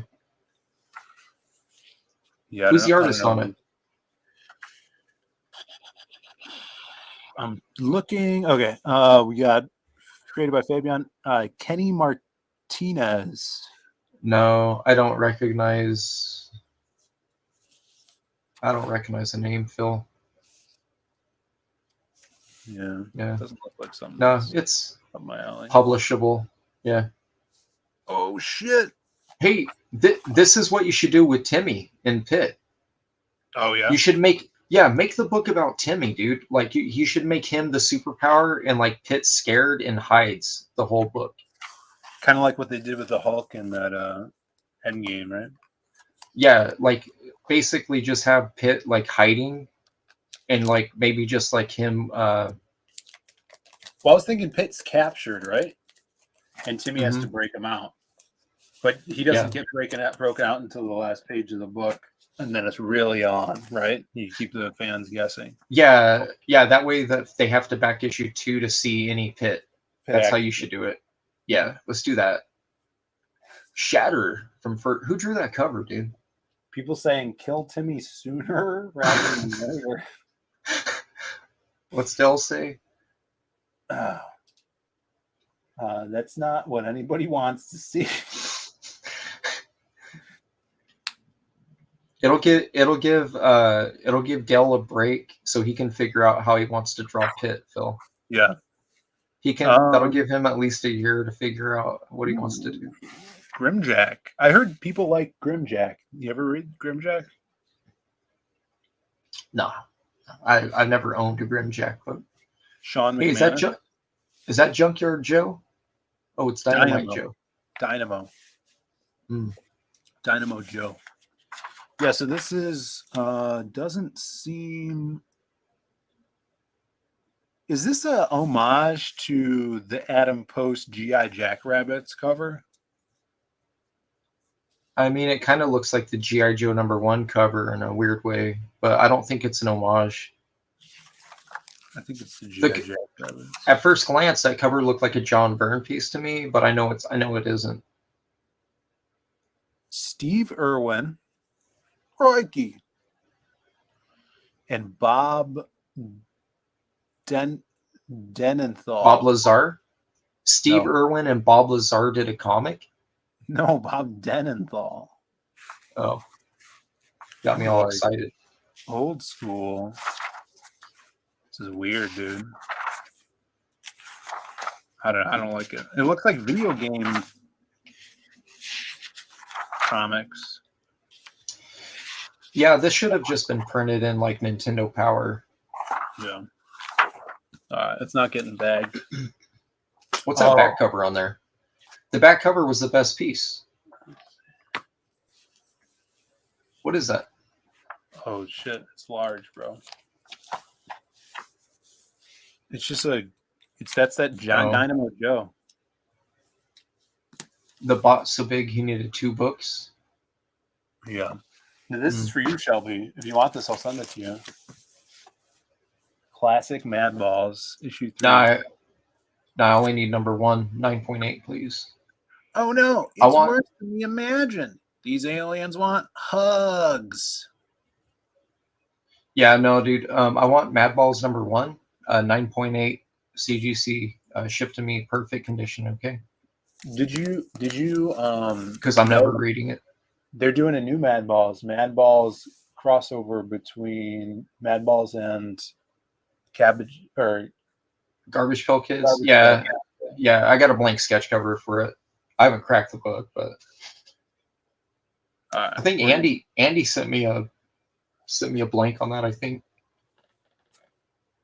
Here, I'm gonna look. I'll look for it. Keep showing your stuff, Phil. Remember, we got Out of the Vortex, Arthur Adams cover. Dude, Art Adams was doing some sick ass covers back then. He was doing Godzilla covers, Out of the Vortex covers. Yeah, he was big simping for Dark Horse, but also they were the ones publishing Monkey Man O'Brien for him, and they were also publishing Hellboy for Mignola. So Mignola was doing covers as well for those guys. Hey man, I gotta start publishing like those guys, so they'll do covers for me. Yeah, I think Doug Mankey did a few Out of the Vortex covers. Jay Ryan has a idea in chat for you for Pitt. Okay, page 1, splash. Timmy lying dead, blood everywhere. Page 2, it looks down at Timmy's dead, lifeless body and vows revenge for what was done to Timmy. Panel 2, Pitt turns and walks away. So you only get Timmy on one page. Splash. Yeah, I can't find it. Yeah, I thought so. All right, Out of the Vortex, not to be confused with Vortex from Matt Martin. Matt Martin's Vortex. Yeah, Matt Martin's Vortex comic. I think it was like a Christian version of Spawn or something. Yeah. Oh, look, we got a little ad for Barbed Wire. Barbed Wire, sorry. Did you ever see that movie? Did you watch it? No, I've only seen the intro, which the intro is her in a strip club. Yeah. Dancing to the song Word Up, but the rock version, the 90s covered rock version. Great song. Of Word Up by Cameo? Yeah, it's that, but it's a cover. Well, Korn covered it. Was it Korn's cover? No. God, no. Come on. It's this version. Let me see. Word Up. Word Up. I just can't remember it's not Korn. Gun. It's by Gun. Oh. Yeah, it's good. I like it. Dale is asking, was Out of the Vortex when a Dark Horse shared comic universe books? I don't know. But look, so this ad Barbed Wire, written by John Arcudi, who's the co-creator of The Mask. And some of the issues I have were illustrated by Dan Wallace. Oh. Let's see. Damon Willis did the pencils on this Vortex book. Kind of looks kind of cool. So, what I like about these first issues, Phil, in all honesty, bro, is that so like 90s comics, everyone always talks about style. Like they either hated the style, love the style, whatever. But if you notice something, they all kind of name MO on issue 1, right? You're not getting all the like the talking pages and all that stuff, right? They immediately sell you the drama, the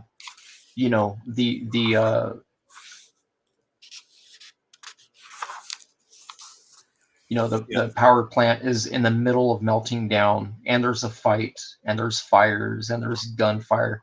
They start out that way, so it's like there's no buildup. The buildup is on page 1. The page turn from the cover is the buildup. Yeah. And I kind of miss that, dude, in comics, because like I got Andy sent me this Doctor Strange book, and it's freaking trash, bro. And it by the last page, you're not even invested in it anymore. And granted, the artwork is dog crap. They just don't have that. They don't grab you. You got to grab them on. You gotta grab them by the balls. Page 1, dude. Yeah, that's why Jay Ryan is saying for you to make the shocker on page 1. Yeah, well, like that would be something we don't talk about during the campaign. Yeah. So what you could do is you could do Jay Ryan's idea for page 1, and then page 2 is a flashback of how Timmy got there, and then the rest of the book is all Timmy. All Timmy, yeah. And then you realize about how that happened. You realize at the end of the book, the last page is him sacrificing himself to free Pitt, and he dies. Right. And then issue 2, that's when Pitt comes in. Exactly. And then readers will be very happy. They get 3 pages of Pitt. They get page 1, page 48, and the front cover. The cover, yeah. No, I think they're going to be, dude. Fans will be ecstatic for 3 pages of Pitt. That's a good song. Yes. Yeah, that'll be good. This is another option. Page 1, splash page. Timmy gets eaten by a Tyrannosaurus Rex. Page 2, panel 1. Pitt shrugs and walks away. From page 2, panel 2 onward, Timmy is never mentioned again.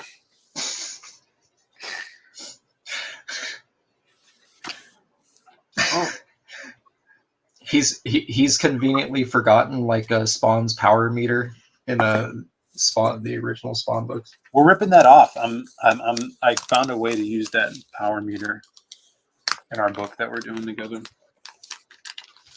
Phil. Yeah. Look at it. I'm gonna show you something. Look at this right here.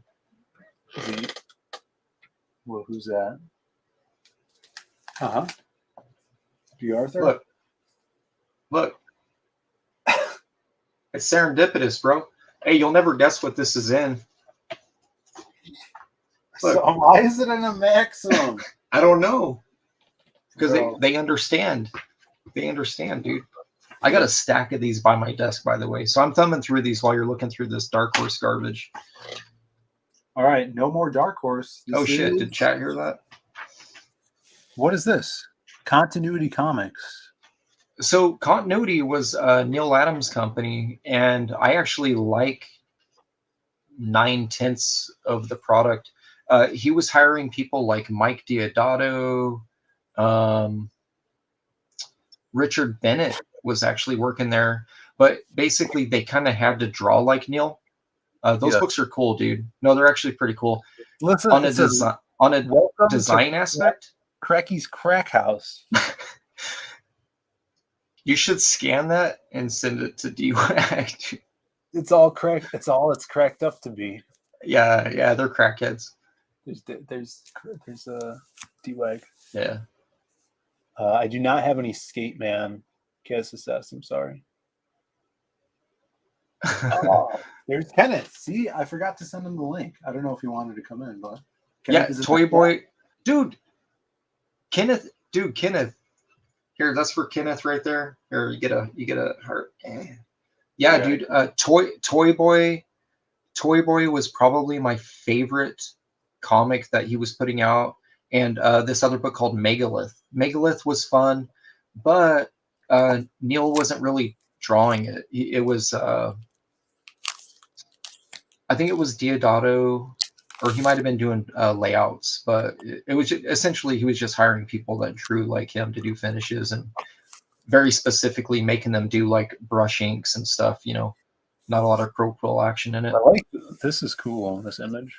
That's his version of Joker. Yeah, crazy man. That comic had a die cut cover. It had a die cut, like it was cut out, like sort of, you know, kind of like the Wolverine 50 book.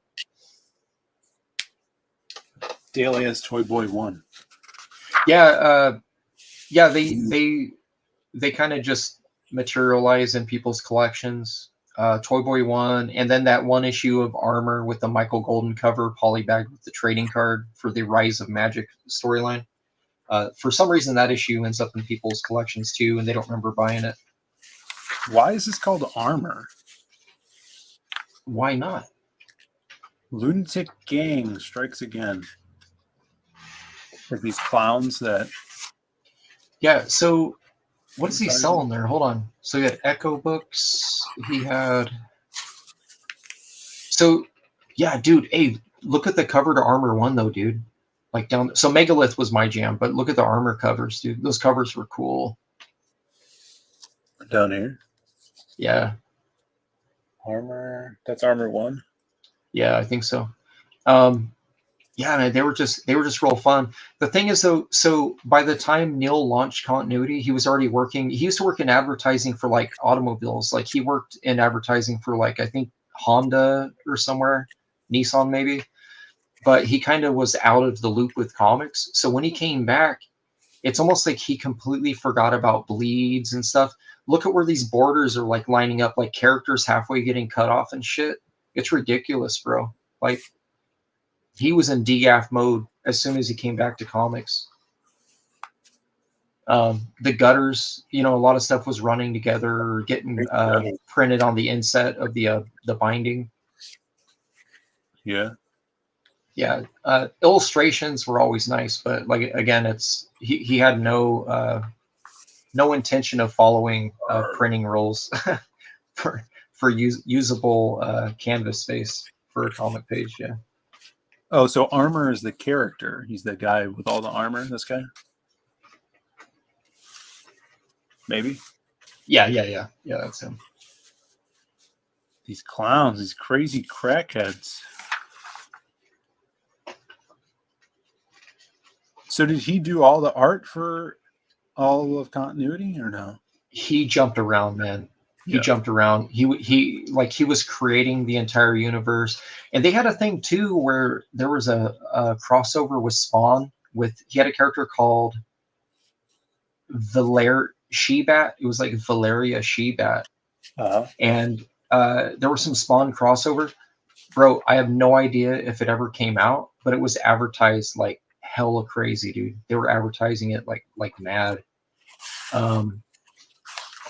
I don't remember pulling it up. Bucky O'Hare ad. Yeah. So he published that. That was Michael Golden's book. He published that for him, though. Cool. Yeah, you know, a lot of people really like the Bucky O'Hare stuff. I bought it and I liked it, but I would never consider it like, Apex level Golden. For me, like Apex level Golden would be like, the Star Wars issue he did, or the GI Joe stuff. We're gonna bag this one. And his covers for Jurassic Park were pretty badass. Mirage, Dr. Mirage from Valiant. I don't know about these outfits. We Who's got the artist on that? Cool ad there. We got for Turbo. Bernard Chang. There it is, man. I wonder if he's the same Bernard Chang. Like I said, the planet only allows one Bernard Chang. There's Casada's Ninjak right there. What do you think of that? It's cool. I like it. Yeah, me too. It's cool. I like the designiness of it too, like mystical. Mm-hmm. So anatomically, that's how I identify Casada's work. He's got a little bit of wonkiness, but very controlled detailing. So it's almost like a Kelly Jones, but not so. His characters have bone structure. They don't have rubber bones. Like Kelly Jones stuff sometimes looks like they have rubber skeletons. Yeah.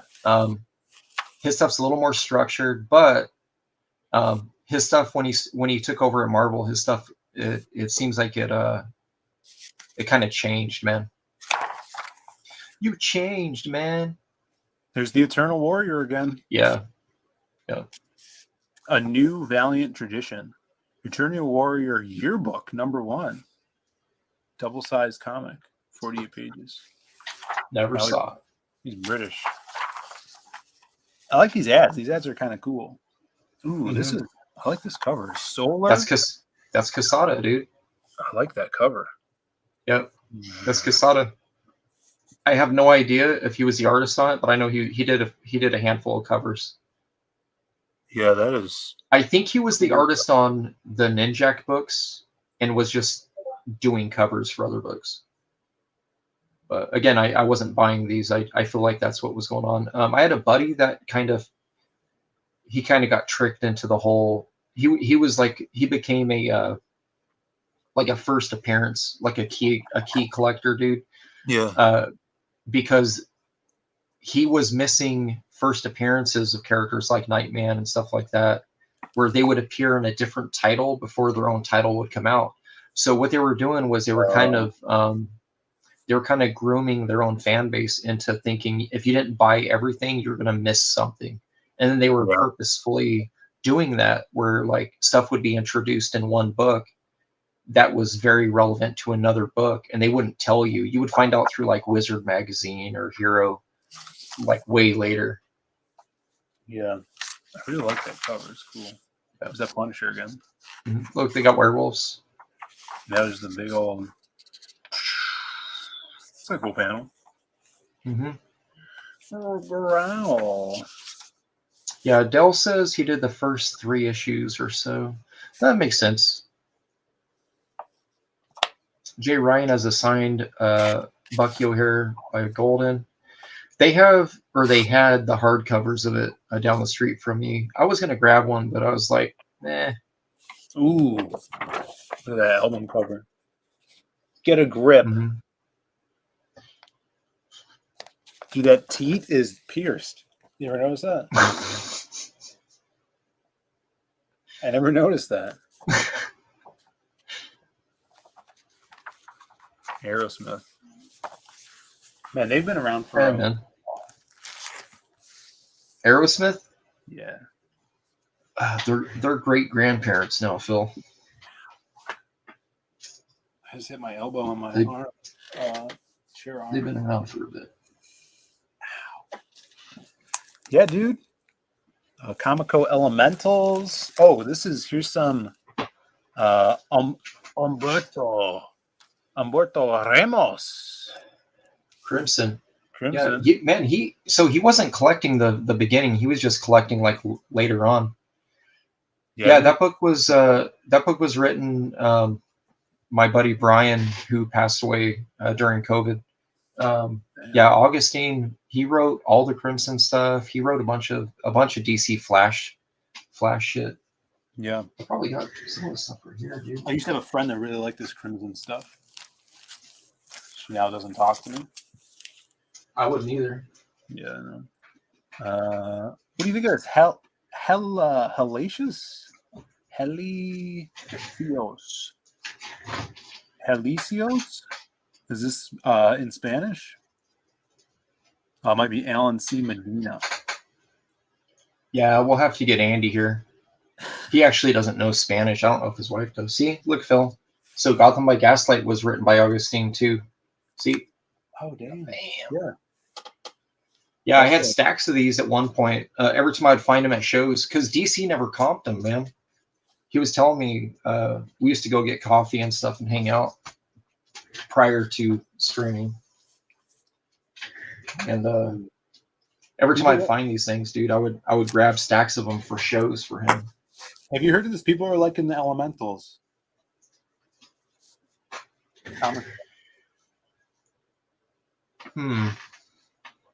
Elementals was good, up there with DN Agents. Which that's a cool title. I like that title, DN Agents. Yeah, I don't know. Comico, I own 2 books from Comico. They're both Gumby comics. Oh. And they're illustrated by Arthur Adams, and that's it. I respect it. Yeah, Gumby's winter special, I think, or Christmas special, and then his summer special. Yeah, and they're not even that awesome of books. They're just Art Adams having fun. What do you think of Humberto Ramos? His hands kind of remind me of Joe Mad hands. So, because I've watched him start and where he's at now. Yeah. I think he's had 3 lives. So that right there was what I would consider life 2. When he started, he was very, very manga. It would be the Impulse comics, right? Yeah, right before Ethan. Very manga. And then at Marvel, he was doing some X-Men spin-off book. I would consider that first gen. He started tightening up around this book, and there was some other stuff because that was published by Wildstorm. There was some other stuff he did for Wildstorm. Deviate, and Ali Garza was another artist on that. But anyways, I would consider that like Second Life version stuff, and then Third Life version stuff. As far as like 3 lives as an artist, where his style changed dramatically, I would say would be when he got his own Spider-Man series, or actually not before that, Spectacular Spidey. There was a 3 or 4 issue run that he did with Green Goblin in it, and the art style it was sick, but it didn't look like Crimson art, man. Yeah. So I like all 3. I like all 3 versions of his work. I mean, he's adapted, and he started inking himself too. So he even has a little different flair than he used to because of his own inks. We got a Rob Arnold in the chat. He says he draws a good rack. What's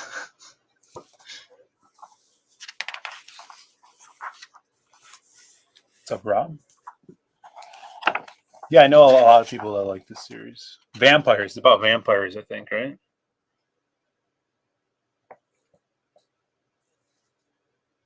Vampires. All right. Elementals. Yeah, Augustine was writing them at the same time. He was writing Crimson, and he was the regular writer on The Flash, I believe. So, but DC, man, is weird, man. Like he went from like writing 2 or 3 books a month to like zilch. Yeah. He was like, yeah, they haven't sent me any work for a long time. And so we were talking about possibly doing a creator-owned book together. And the comic shop that we used to go Friday nights and hang out for first and second Fridays. They'd have street fair events outside of it, and we were talking about it, but we never actually, work something out. Shop owner wanted us to because we were there all the time. He was like, "Bro, you could launch it out here." Yeah, maybe we could launch our book there when we work together, Shelby. I'll come move out. He drops that shop owner dude. He drops super chats on Ethan's all the time. I see it. He shilled Ragetality, man. He did it twice. He sent me screen grabs. He's like, "Yo, bro, I'm sharing the word," and I'm like, "Thanks, dude. That's awesome." Like, you don't got to spend your money. Oh, look at this. Nothing can prepare you. Yeah. Look at 1994 film. The Super NES. When the Super NES and Genesis were king. Ninjak. Hunted by the dogs of death. Is this Joe Q still? I'll say hell no. No, this is Steve Ellis. No. Did he still own the character or no? Did who own it? Did Joe ever own the character, or is he just No, he was an artist for hire. Oh, okay. No, Joe owned Ash, which he didn't really do a whole lot with after that. What do you think of the Geomancer? He just wants peace. Just wants peace. Mm-hmm. Why is his okay, never mind. Some gunshots outside, guys. Sorry. Yeah, that's cool. Live in Chicago. Jesus Christ. First off, who's driving a motorcycle? That must have been a motorcycle, right? Out. It's 20 degrees out or less. I bet it's less right now. Yeah. And backfire. Yeah, that looks terrible. Who drew that? Oh, yeah, it's terrible. I don't know. Yeah, dude. This is one of those house fires I would avoid if I saw this on the shelf, bro. It's like an automatic skip. Ooh, look at this explosion. That explosion's horrible. Yeah. Jesus. All right, so no Ninjak. It's a bad. Yeah. Bad big Ninjak. nope. Yeah. Swipe left. Ooh, what about this? Rob Arnold says, "Kick that Geo hippie." Kick that Geo hippie. Yeah. Yeah. That's a good one. That's the first issue. So Chris Claremont authored 10, 11, and 12, I believe. And Jim Lee created a character with him called the Huntsman, who's that blue guy. Cool. I like that. But I think the ownership of the character actually is retained only by Claremont, I believe. I think Jim just did him a solid and created the character with him, but I think that was just to kind of, usher him in. Yeah. Yeah. So if you, I was just talking about this page right here. This is back when all of us were using the 18 head rule. 18 heads or more high for characters. Yeah. Yeah. I mean, you can't deny it looks pretty badass, right? Like it looks pretty good. You got the Twin Towers, maybe. Possibly, yeah. Ooh, pretty faces. Mm-hmm. Psylocke looks good. Yeah. No, that's voodoo.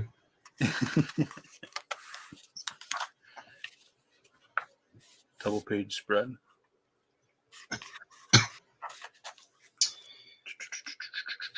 Bootleg Godzilla saying, how many issues of Wildcats did Jim Lee actually draw? Just gotta go check. Let's see. Well, I have the omnibus right now. I did a video on this. I got the absolute hardcover. So. And I tried telling people, I'm like, you better get this. They're not going to reprint it. No one listened to me. Now this thing's like $300. You could have got it for $50 back in the day off Amazon. Look at the cover, dude. Look, you got a wraparound cover. Is that nice? Yeah, let me blow it. Yeah. Here, I'm going to do a book count to see. 'Cause most of everything in here is actually Jim. So I would say. So recently he did that one issue, right? So there's one. Mm-hmm. Let me see here.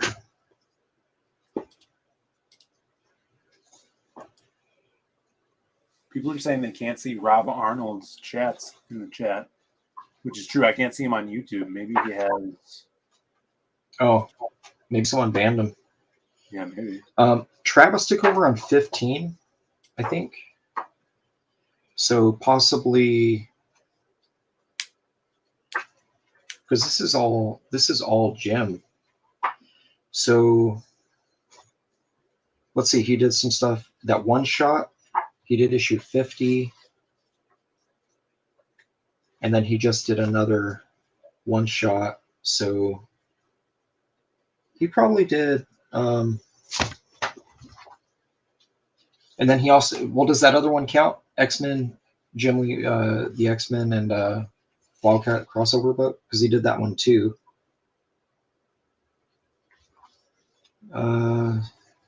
13, 15, 16, 17. He did 17 issues of Wildcats. So altogether, and that's up until the recent, not the recent one, but the recent one shot. Phill, I sent you. Didn't I send you the Wildcat one shot he did? Yes. I think I did. Yeah. So that would be book 16 or 17. Yeah. Back when Grifter still looked cool. Yeah. Travis Trey took over on, I think, issue 15. The Huntsman. What how many issues did Todd do with Thorn? Todd? Yeah. Well, he hired Capullo around issue 23. Or no, issue 15. Capullo did 1 or 2 issues of fill-in work, and then Todd drew it up to issue 23, I think. All right. And then he took over on inks. Was he the longest to stay on his own book of the 7? No, Well, that'd be Eric Larson, who has never allowed anyone. Dude, he's so anal that he the Jim Lee Savage Dragon issue, he redrew that issue with a different story. Yeah, but Eric Larson's work turned to complete dog shit after 2 years of Dragon. I jumped off the Savage Dragon train around issue 30-ish. It's around issue 30 of the long running series. Yeah. Getting some Capullo hate in the chat here. Ooh, look at these war guys. Jacked. It's cool. But Larson is doing, he is doing his own work, I guess. But what a lot of people don't know is that Eric actually hires ghost finishers. He hit me up every 4 years or so. Eric will hit me up, usually with the same opener. That's Ryan Benjamin art. Yeah, I like it. It's usually, hey buddy, you got an interesting art style, and I'm like, yeah, Eric, I talked to you like, and then he stops talking to me. Usually through Facebook DMs. He had who was his last finisher was Corey Hampshire, I believe. And I know Corey was on the book since around issue 50, I think Dragon 50, and he's been around for years. He would do like ink finishes. What's funny about that though is I noticed that Hampshire's own work looks very, very much like Capullo Batman work, like Batman, like DC 52 Batman era. Oh, look at this one. Is this a keeper? Of course, Stormwatch 1. Yeah, dude. So you get that sweet Jim Lee cover, which is inked by Jim himself, and then the interiors are by Scott Clark. Rest in peace. Scott Clark passed away, but Scott Clark, I love Scott Clark's work. Kind of hit and miss. He had a couple years where it was weird, but yeah, Stormwatch. I would say 1 through probably the first year was pretty good. And then Clark went on. My favorite Scott Clark work, though, is the Spawn Wildcats crossover series. That's my favorite. I like this big guy.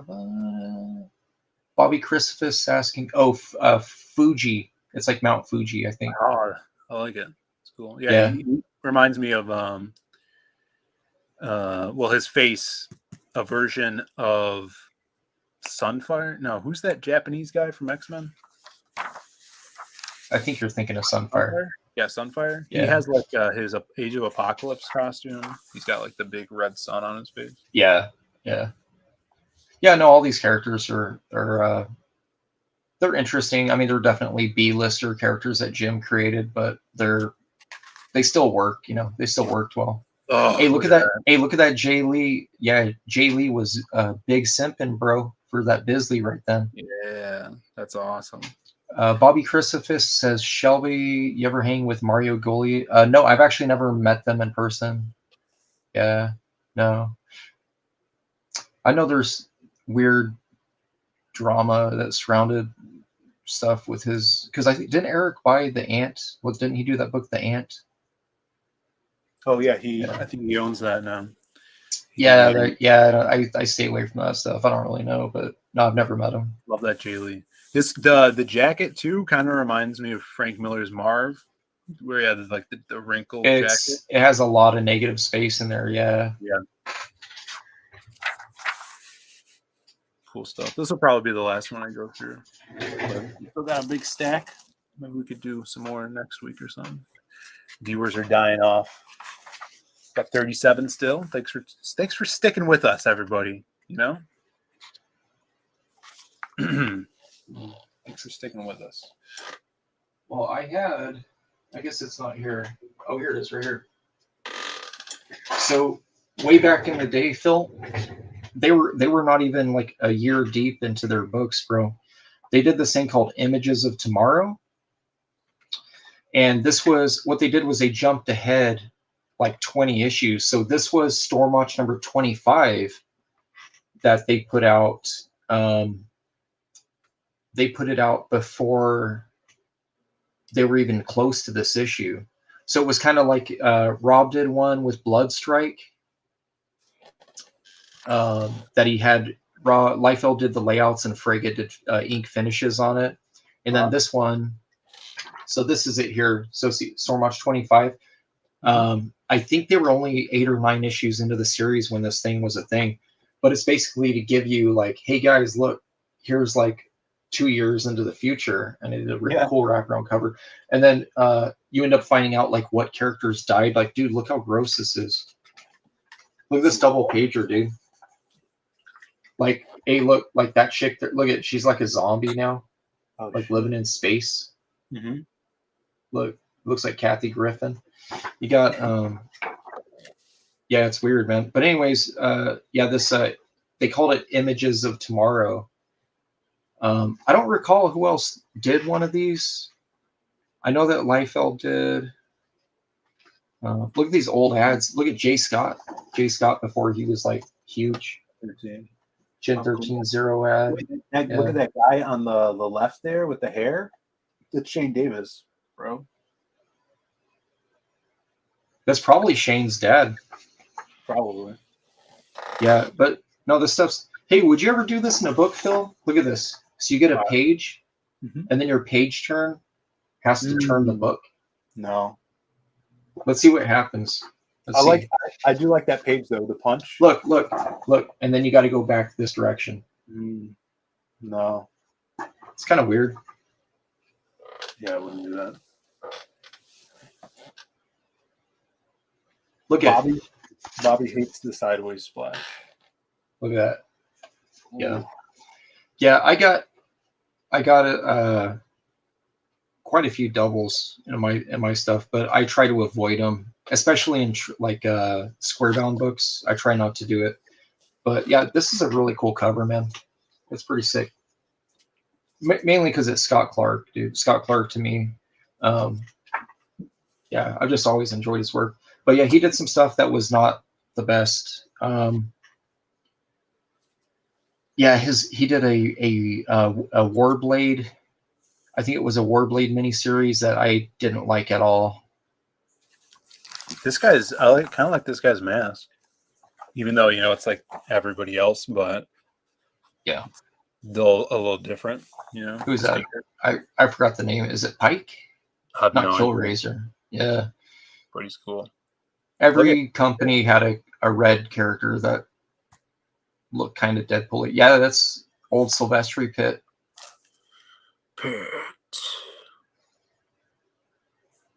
That would be a cool statue. Mm-hmm. Ooh, look at this chick. Yeah, and it was cool because it had that Jim Lee style, but also like an adjacency to it. It wasn't like straight up like, look, I can draw like Jim Lee.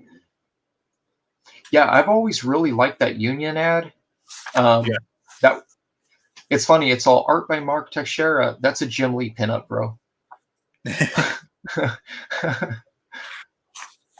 Union.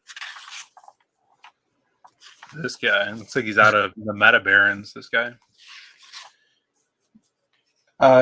He reminds me of that Star Wars character. Oh, dude, what's his name? I want to say Forlon. You know, the guy with he's got the thing that goes around the back of his head. I've never seen Star Wars.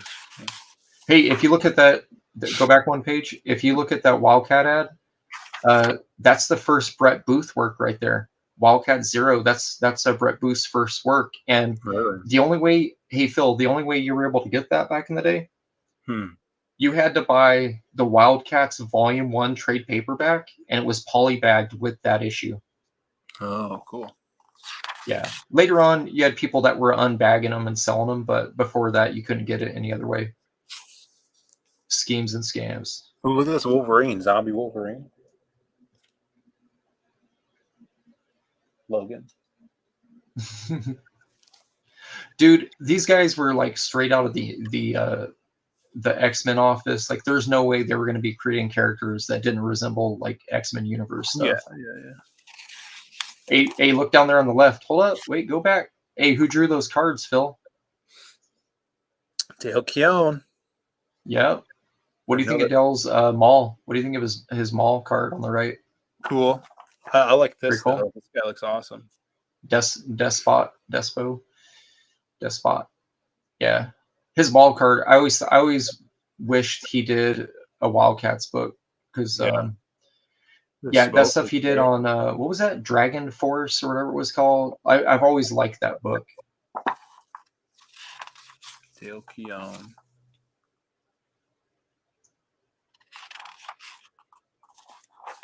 Oh shit! Look at that.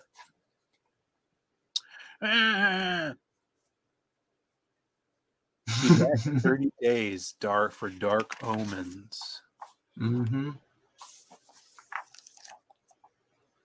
Death Blow. Man, all these guys were putting out so many different IPs. Well, wouldn't you? If you're making like $3 million a month on comics. If a number one was pulling in the money it was back then. Yeah.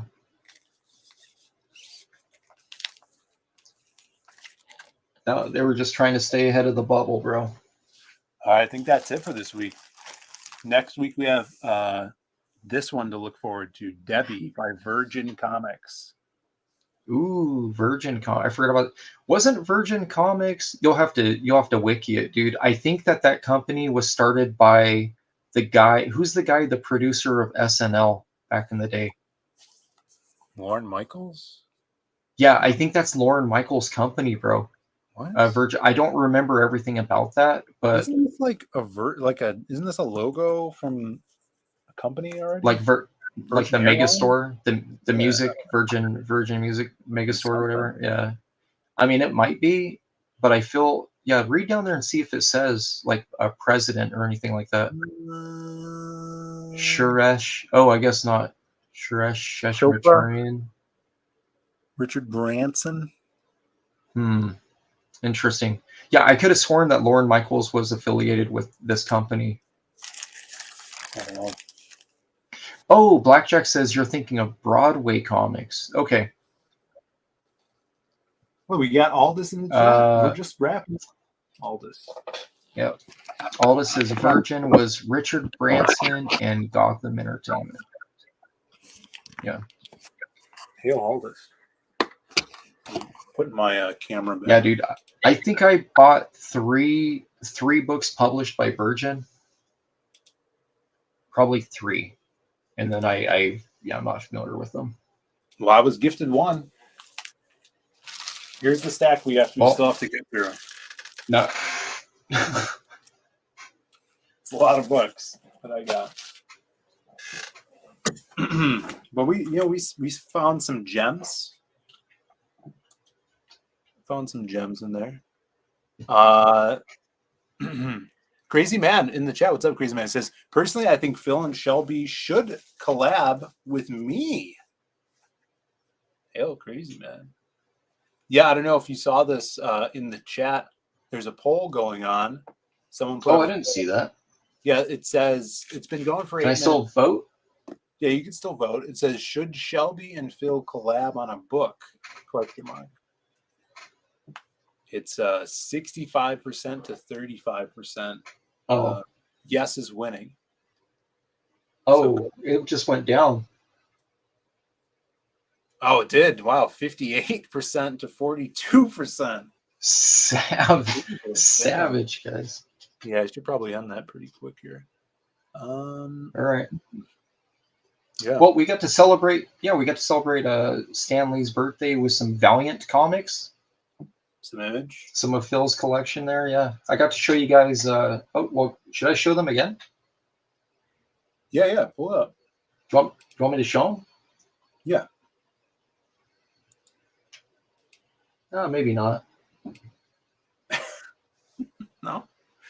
No, I'll share this one. You guys can see this one. Yeah, this was the last show that Andy and I did together prior to it was prior to COVID. So what year? 2019, I guess. November of 2019. I brought it up there, Phill, if you want to share it. Oh yeah, yeah, dude. We ran into Stanley's ghost. That's what this gentleman had told us he was cosplaying. So Andy and I got a picture with him. And yeah, that's Stanley's ghost. You can see he's got the hat. It's pretty legit. He's got Excelsior. And it was fresh, dude. He was walking by tables and people were saying stuff like, not cool, man. He was kind of like he just looked like he was waiting for the rain. But yeah, he said his daughter put him up to it. Something Legion. Yeah, I don't know. But anyways, yeah, this dude, he didn't win Best in Show that weekend, but no, he should have entered. I hope he did. Yeah. God, Andy and I look fat. Is that what we really look like? No, you guys look fine. What are you talking about? Andy just kind of looks like a Ninja Turtle. That's it. Raphael. Yeah, he's like always mad. Just leave me alone, guys. Yeah. See, Aldous says, spend Stanley's birthday the way it was meant to be spent, reading Jack Kirby and Steve Ditko and Len Wayne and Gary Frederick comics. Yeah, we went through a Jack Kirby. Phill, what's your favorite comic art by Jack or by Stanley? What's your favorite?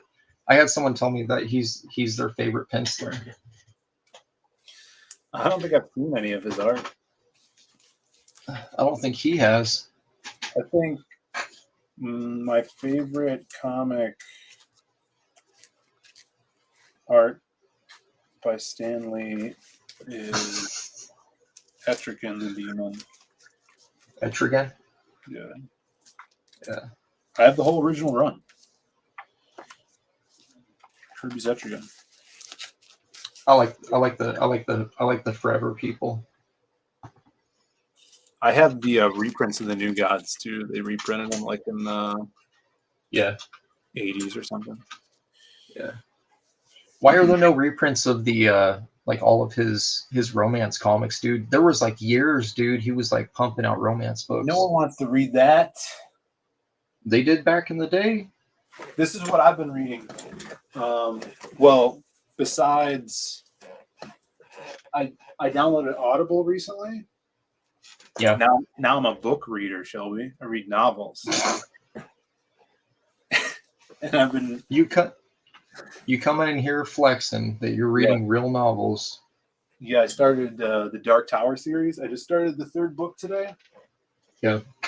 I got a bunch of badges on Audible, like the high noon badge. It's listen to 2 hour or 3 hours during lunchtime. And I was trying to highlight all this. It's not my stream. How many hours at lunchtime? I literally went over to Aldous and was clicking it. I'm like, why the fuck isn't it bringing it up? Fantagraphics has some reprints available. I've been reading the Dark Tower series. Amazing. Great. And then also my boy Aaron Lepresti's Garbage Man. Been reading through this.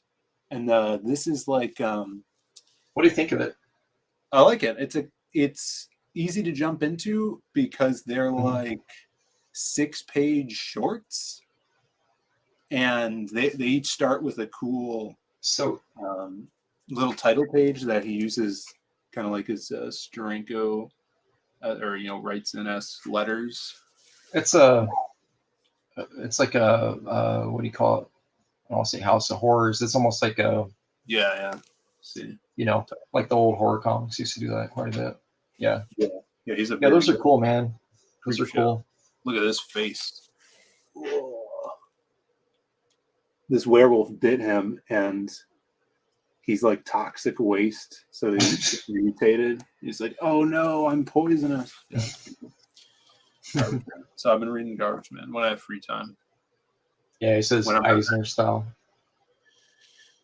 Yeah, that's Jay, don't tell him to get the. I got a video on those. The Cosmic Odyssey. That's no Liefeld face, he says. Yeah. So I'll have an update later, Christopher, later this week. What? Hold it.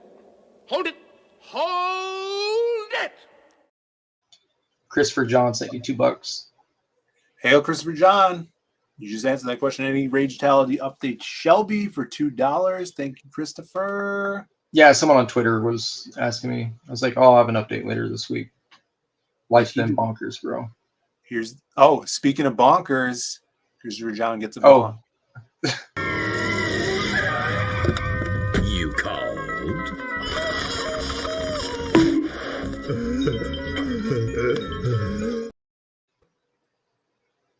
It's a Courage the Cowardly Dog show. Starring Courage the Cowardly Dog. Did you watch that? Like, did you actually used to watch it? Yeah, it's really good. Back in the day? Yeah. I was a huge fan, and I hate doing this. I had to get a bootleg set of it, but I was a big fan of The Grim Adventures of Billy and Mandy. For some reason, dude, I always liked that show. Yeah, but they never released them all on DVD and stuff. So I found some dude that had all of them. He's got all the specials. And I was like, yeah, some guy in Canada, some guy named Jay Ryan. He's a good guy.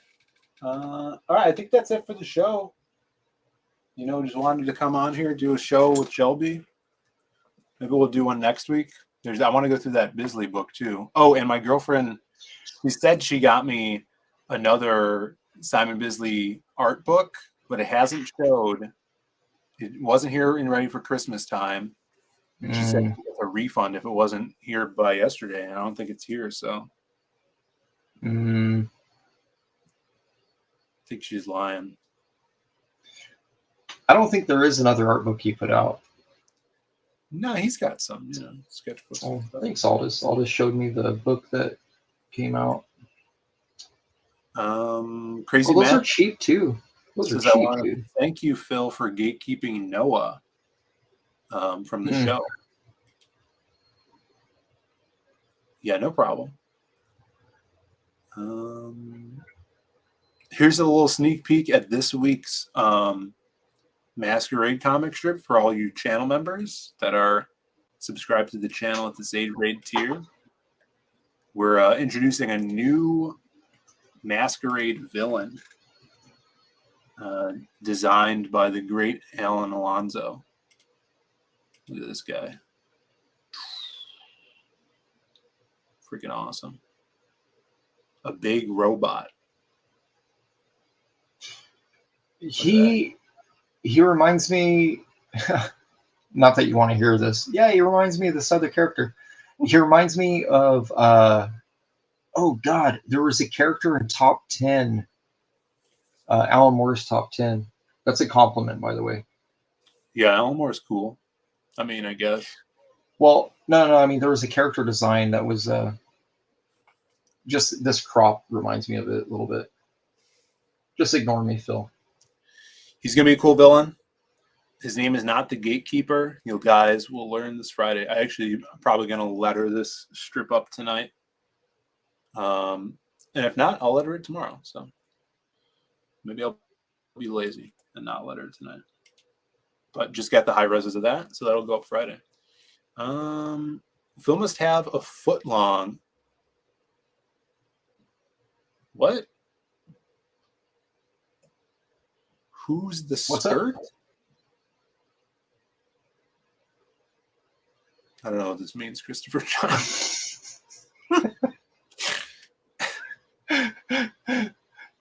He's saying your dinglings. I mean, Tuba Face. This is his name. No, his name's not Tuba Face.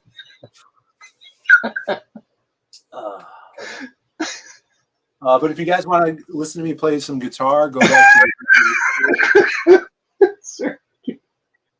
the Christopher.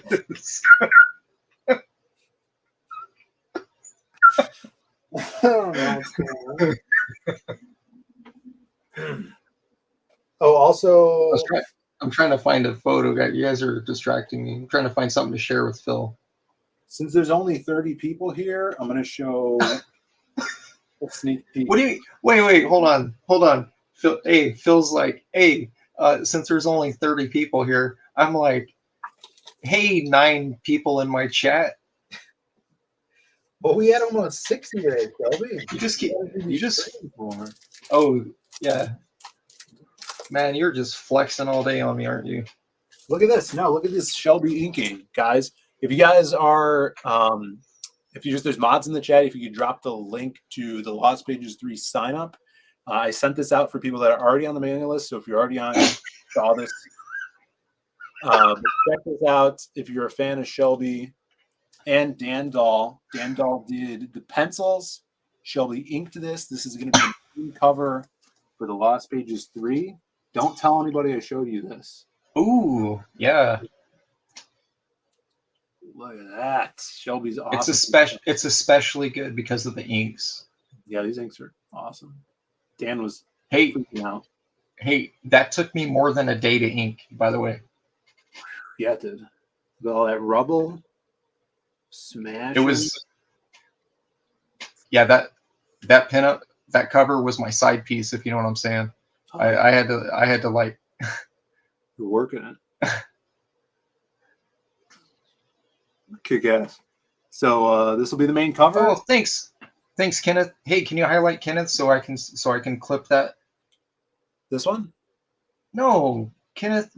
Oh, thank you, Kenneth. I take all credit. Yeah, you did a great job. Also, Dan Dahl did the pencils. There you go. It's gonna go in my collection of clips. Hell, Kenneth. Matte Black is pretty hot. Yeah. She's in the book. She's got a lot of action. I'm really excited about it. It's gonna be kick ass, and there's gonna be an alternate cover by another amazing artist. Wait, is that it rhymes with Melby Robertson? Yeah, that is kind right. That is kind of Roquefort in the monkey mask. This is a mask, yeah. Right? So, I've always assumed it was what Kenneth wears when he draws. Like Tom Cruise in Vanilla Sky. Like he's only comfortable if he's wearing the prosthetic. Like maybe Kenneth becomes like a superstar all-star like when he's got the mask. Yeah, I could see that. It's like a little safe space for him. Mm-hmm. Or like when the guy, the Looney Tunes from Space Jam drink the secret formula, and then it gives them their super basketball powers, but it's actually just water. Or like you with the boba. Yeah. So you can write. You need a boba so that you can write. Yeah, I had a boba today, actually. Or me with my third one of these today, so that I can finish a page. Show Kenneth that shirt, dude. Make yourself big. Kenneth, check out the shirt, bro. He says the mask has talent. What if I see in what? What I see in your future. What I see in your future. Brandon's girlfriend bought this for Phill. Boba tea. It's a tarot card. It's basically a tarot card shirt of Boba tea. That's actually pretty funny, dude. Like honestly, that's funny. I liked it. You know what's funny is how you didn't send me a top ramen one of those. That's what's funny. I'll have to find it. I didn't know. She said she found a matcha man, which I would have enjoyed as well. Matcha man. CJ Ryan's comment. Mythographia translates to magical monkey art. I didn't know that. Yeah. His lead holder is a monkey paw. William Wallace quote: "You can take my life, but you can never make me a chump." Why did Kenneth not get on here, dude? Why did Kenneth not get on here? I messaged him and I said, Kenneth, we love when you get on here. Kenneth, you can get on mine too. I'll start sending Kenneth the link. I said, gonna be streaming with Shelby if you want to hang. He puts it on He never saw it. He never saw it, I don't think. Yeah. You know, Kenneth got on Noah's channel the other night when we were on for 4 hours. What? Yeah, dude. Dude, Noah's hitting it. There was like 3 viewers and he like just hung out. Noah's making it big time. Did you see him? Man, he was on a stream with 800 people pitching his book. Did he pitch? He pitched his book.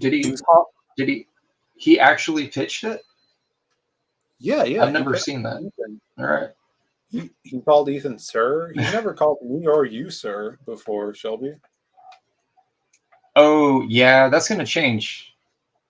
Yeah, he's gonna start addressing his elders as sir, or he's not allowed on.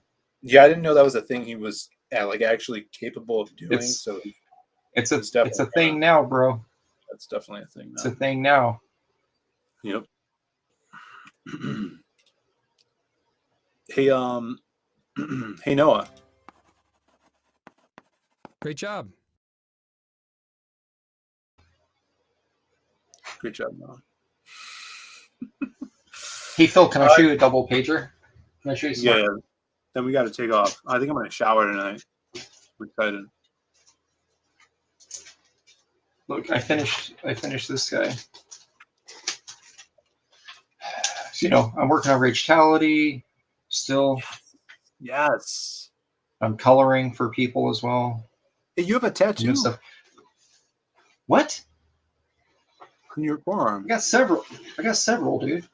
This is a double I finished earlier. Look at that. What do you think about Monkey Guy, dude? Yeah, Look, dude, he's Kenneth, got a crown. Wait, you ripped that Kenneth, crown do you off like my monkey? No, I didn't rip it off anyone. You ripped it off the Lost Pages cover. You just inked. No. Yeah, that's awesome, dude. What do you think of him? He's got that like shredder head thing going on. Oh, this guy? Yeah, it's supposed to be Darth Vader, but he doesn't look like him too much. Yeah, dude. This is a double pager from the from my Dark Shrine 0. I guess it's 0. So what are you gonna have? This page is finished. This page is done. Oh, I like that silhouette. Does that double the reverse? Yeah. Yeah. Does the double page have like narration on it? Yeah. Because the story, it's a bookend story, and then there's this page here too. What's funny is, I think these are the only silhouettes in the entire book. This panel and then this one here. I think so. I hate silhouettes, dude. Not your character. I just hate the act of using silhouettes in a panel.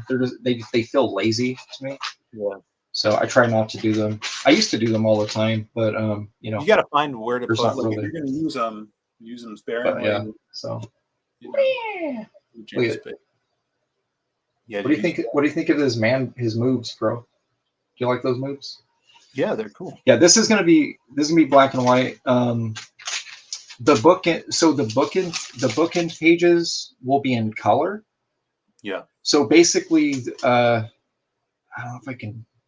So these pages are narration between two characters having a conversation. So, and then when you compare it to the actual characters in the actual book, it's a little bit of bait and switch, because what you actually get is sort of like the Joker movie, the unreliable narrator. I'm trying to do a play on that. Is what it is. Sure. So there's a little bit of truth, but also, Yeah, that's yeah. I'm messing with a little bit. You can end it now. You can end the stream now. All right. KSS says Yeah, I got a Shelby few. has a tattoo that reads "The sky is a neighborhood." Oh, still not sure what the hell it means though, but I dig it. Yeah, I'm not spoiling it, Sumo. I'm not telling you guys jack shit about it. Actually, could I spoil? I'm just telling you with that zero issue. No, that's a 24-page book. You guys have only seen. I don't even know how many pages, bro. Watch. I'll show you. You guys want to see it? Yeah, could I spoil some Lost Pages 3? Phil, listen, this is about me right now, okay? Hey, should I get a tattoo? Should I get a tattoo? If you have to ask people if you should get one, then no, do not get one. No, I'm thinking about getting my arms bigger, like my arms a little bigger. And just so they're bigger than Mark Polton's arms. And then I'll get tattoos. You do this and it just says the Lost Pages. Yeah. No, I'm thinking like I always wanted a skull on my I always want a skull on my bicep, but the skull, maybe you could draw this dude. The skull has Lobo's eye markings on his eyes and around his mouth. Here, I'm gonna show you guys. These are, you can't see these because there's no thumbnails involved here. Phil, stop flexing and share my page. I'm trying to show them this. So if you guys see right here, what do you see here? You see nothing. Pages 2 through 21. 2 through 21. Those are completed. So I got to do page 1, page 22, and then 23, 24 are going to be guest pieces. So yeah, there's just 2 left. But those are like fully completed. Like, what are you doing with it? What are you doing with that? I'm gonna sell it, dude. I'm gonna sell some books, bro. Is it gonna be a campaign, or are you just putting it on your site, or what? I don't know. So I'll probably do a cover that I make available on the site, since I still, because I got to finish Rage Talent. I got to get Rage Talent out. So I'll probably put it on my site because it's going to be ready to go. Like, I have other stuff I could sell right now. It's more about like, you got to put in the order to the printer, and it's like, well, how do I advertise this? Because things that are not campaigns are very hard to sell. I noticed that. Yep. I can sell 400 books on a campaign, but I can only manage to get less than 50 people to get something directly from a site. It makes no sense because the stuff on the site is ready to ship. So that doesn't make sense to me. Well, it's how CG is, how everything's worked for the past 4 years, right? Everyone's familiar with backing something. Right. Maybe, I don't know, put it as a supplemental thing on your next campaign.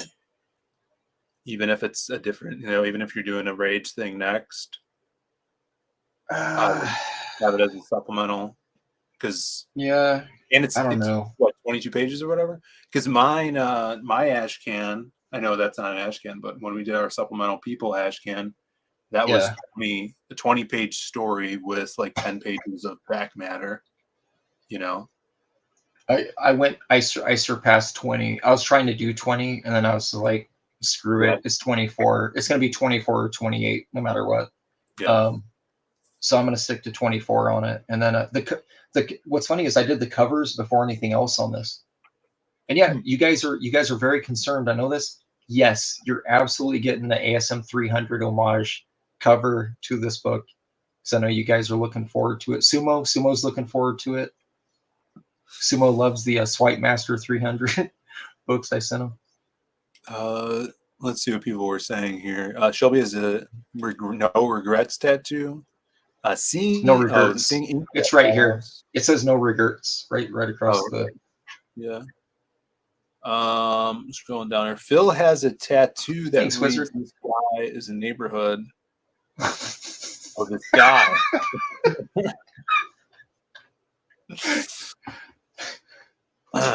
I mean, oh look, look at Kenneth's punking you now. Ken, you can send me the link. Winky face. We were just Phill gonna needs a shower. He's he's all sweaty from showing books. We'll do this next week. We'll get Kenneth on, and we'll do this. I think I didn't want to compete with PTP's show because he was having Kelsey on, doing the same thing we were doing. But that's why I started earlier than them. No one really cares about my tattoos. Kiss Us says, personally, I like that Phill gets the chat involved in his personal decisions.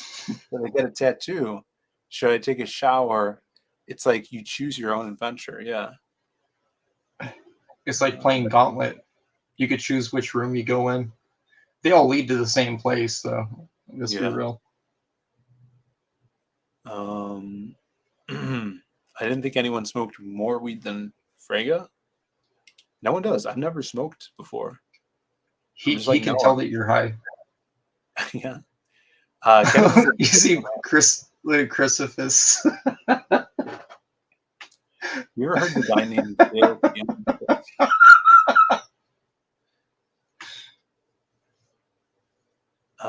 Always love listening to Kenneth. Looking forward to it if he's game. Yeah, next week. And I'm not gatekeeping Kenneth. You just never seen my message. Only recently seen it. Yeah. If you guys haven't grabbed CG Vacation, it's shipping now. Go grab it. And sign up for the Lost Pages 3. Look at that. Phill, look, there it is. I even read it. I read it. Hey, what did they get if they back this? What do they get with it? It comes with 2 trading cards and a bookmark, which should be in yours. Should be in the front cover, unless you took it out. Roquefort, I inked this. I feel like I'm doing show and tell. All my dad's in the crowd. Roquefort, witness me. Look, I inked it. See my name? It's right there below Keon. Look at that. Look at Krim, bro. Yeah, Krim looks so good, dude. Facing off against Pitt. Yeah, so they get a trading card of the just inks of that. So black and white trading card. Old school image, black and white. Yeah, which is also on the book. It's the last page of art. And then they also get. I got all my cards are in here, dude. I can't crack this thing. There's that piece. So I inked this one too. Can I show them Timmy's, or can I show them? Hey, can I show them Timmy? Timmy is in it, by the way. He's in the background. Let's see the Timmy pinup for CG Vacation. There's Timmy. He's back there. No, this is the Pitt pinup that I inked for Tommy. Tommy, I inked that piece. Yeah. And there's a 10 soldier piece that I did on there too. Yeah, it's so good. That one I drew and I colored it. I should have just shown that one. You did that because you had that idea for that pinup. Yeah. You didn't use the right file, though. You should share the file that I sent you for that one. I don't even think I downloaded it, Shelby. You didn't download it? Here, let me see if I can find it. Hold on. Let me see if I can find it. I'm sure I got Dropbox still. Let me see. If you guys want good comics now, go to zadecomics.com. Catch up on the Lost Pages. Get the supplemental book, which is going to introduce you to all the characters. And you're going to have a chance to get the books on the campaign as well, but these will ship out right away. The only thing you can't get is the People Ash Can, because we're out of print of those. So we're going to have to do a reprint for those people who missed out for the next one. Hey, Phil, can I share that? Do you mind? Can I share the... Pull it up. Yeah. Here, guys. So you guys, this is not in the book. There's an edited version of this. I originally sent this to Phill, and he made me remove the text from it. So originally, Tin Soldier, he was wearing some Juicy.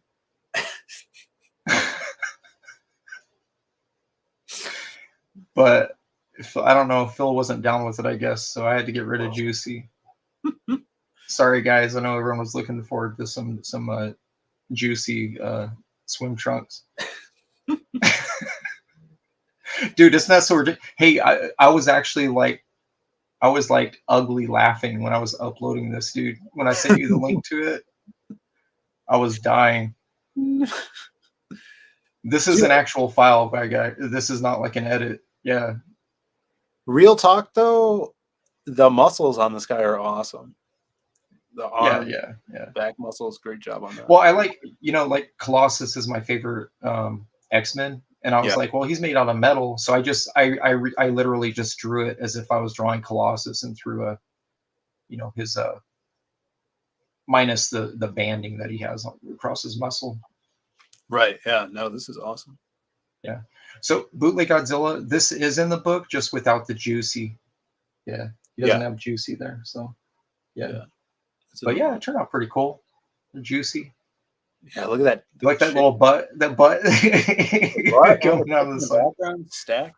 Yeah. Hey, no one notices this. Look at she's cleaning him off with some tins, so she's wiping him down, but she's using a metal spray tins. Mm-hmm. I thought that was funny. Yeah, you're basically doing the little car wash. I thought it was funny, dude.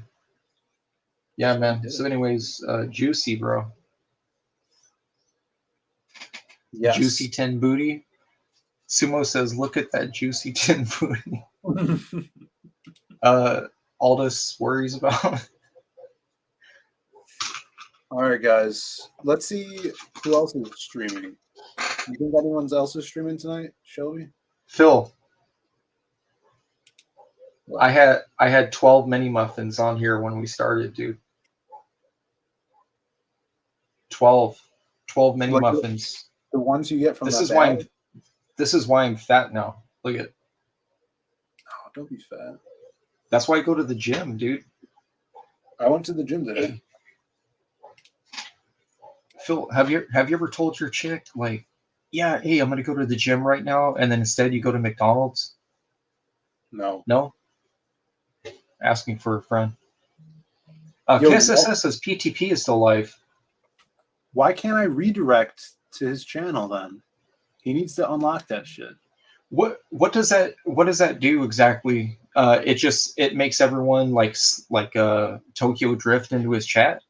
Yeah. So once this stream ends, it'll either hop right over or a little window will come up and say, "You want to go watch PTP?" Hey, why don't you send them over to White Shirt Media, bro? I don't think I can. I could send you guys over to a music channel. What do you guys think? 1930s terrace. You're sitting on a terrace and you hear the ocean and 1930s music is playing. You want to hear that? Or 6 hours on the Polar Express train. We could do that one, right? It's a good stream. I think I'm going to do vintage oldies playing on a car ride while your children are sleeping in the back. While the kids are sleeping in the back? Yeah, if you go to PTPs, let them know we sent you over there. But I can unfortunately not redirect you over there, so you'll enjoy the musical stylings of vintage Christmas oldies playing in a car on a road trip with cars passing. With kids in the back seat asleep. They're sleeping, yeah. All right, everybody. It's been real. Hopefully we'll do this again next week. Maybe it'll be a regular thing. Tune in Friday for the last giveaway, the last Diaz Brothers show of the year. Who's going to get that special barrel? Be there and find out. All right, everybody. Have a have a good night. Have a night. Have a night. Have a night. Have a Phill can't close his page. Have a. Do I need to send you some clips? I'm looking. You know, bro. Here, let me find you some clips real quick. Oh, I got some clips already. Have a night. We'll return after these messages. The following is unpaid advertisement for Breaking Rad.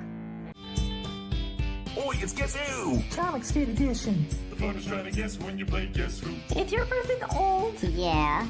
Oh yeah, that narrows it down. Is yours a straight male? I'm not sure. The fun is trying to guess when you play Guess Has Who. your person fulfilled the book? Nope. Whoa. That means it's not you. Where's my sandwich? Or you. Yeah. Or you. Hi there. It's Count Jameson. You win. Let's play again. Fun is trying to guess when you play Guess Who. Game cards do not actually monetize your hate.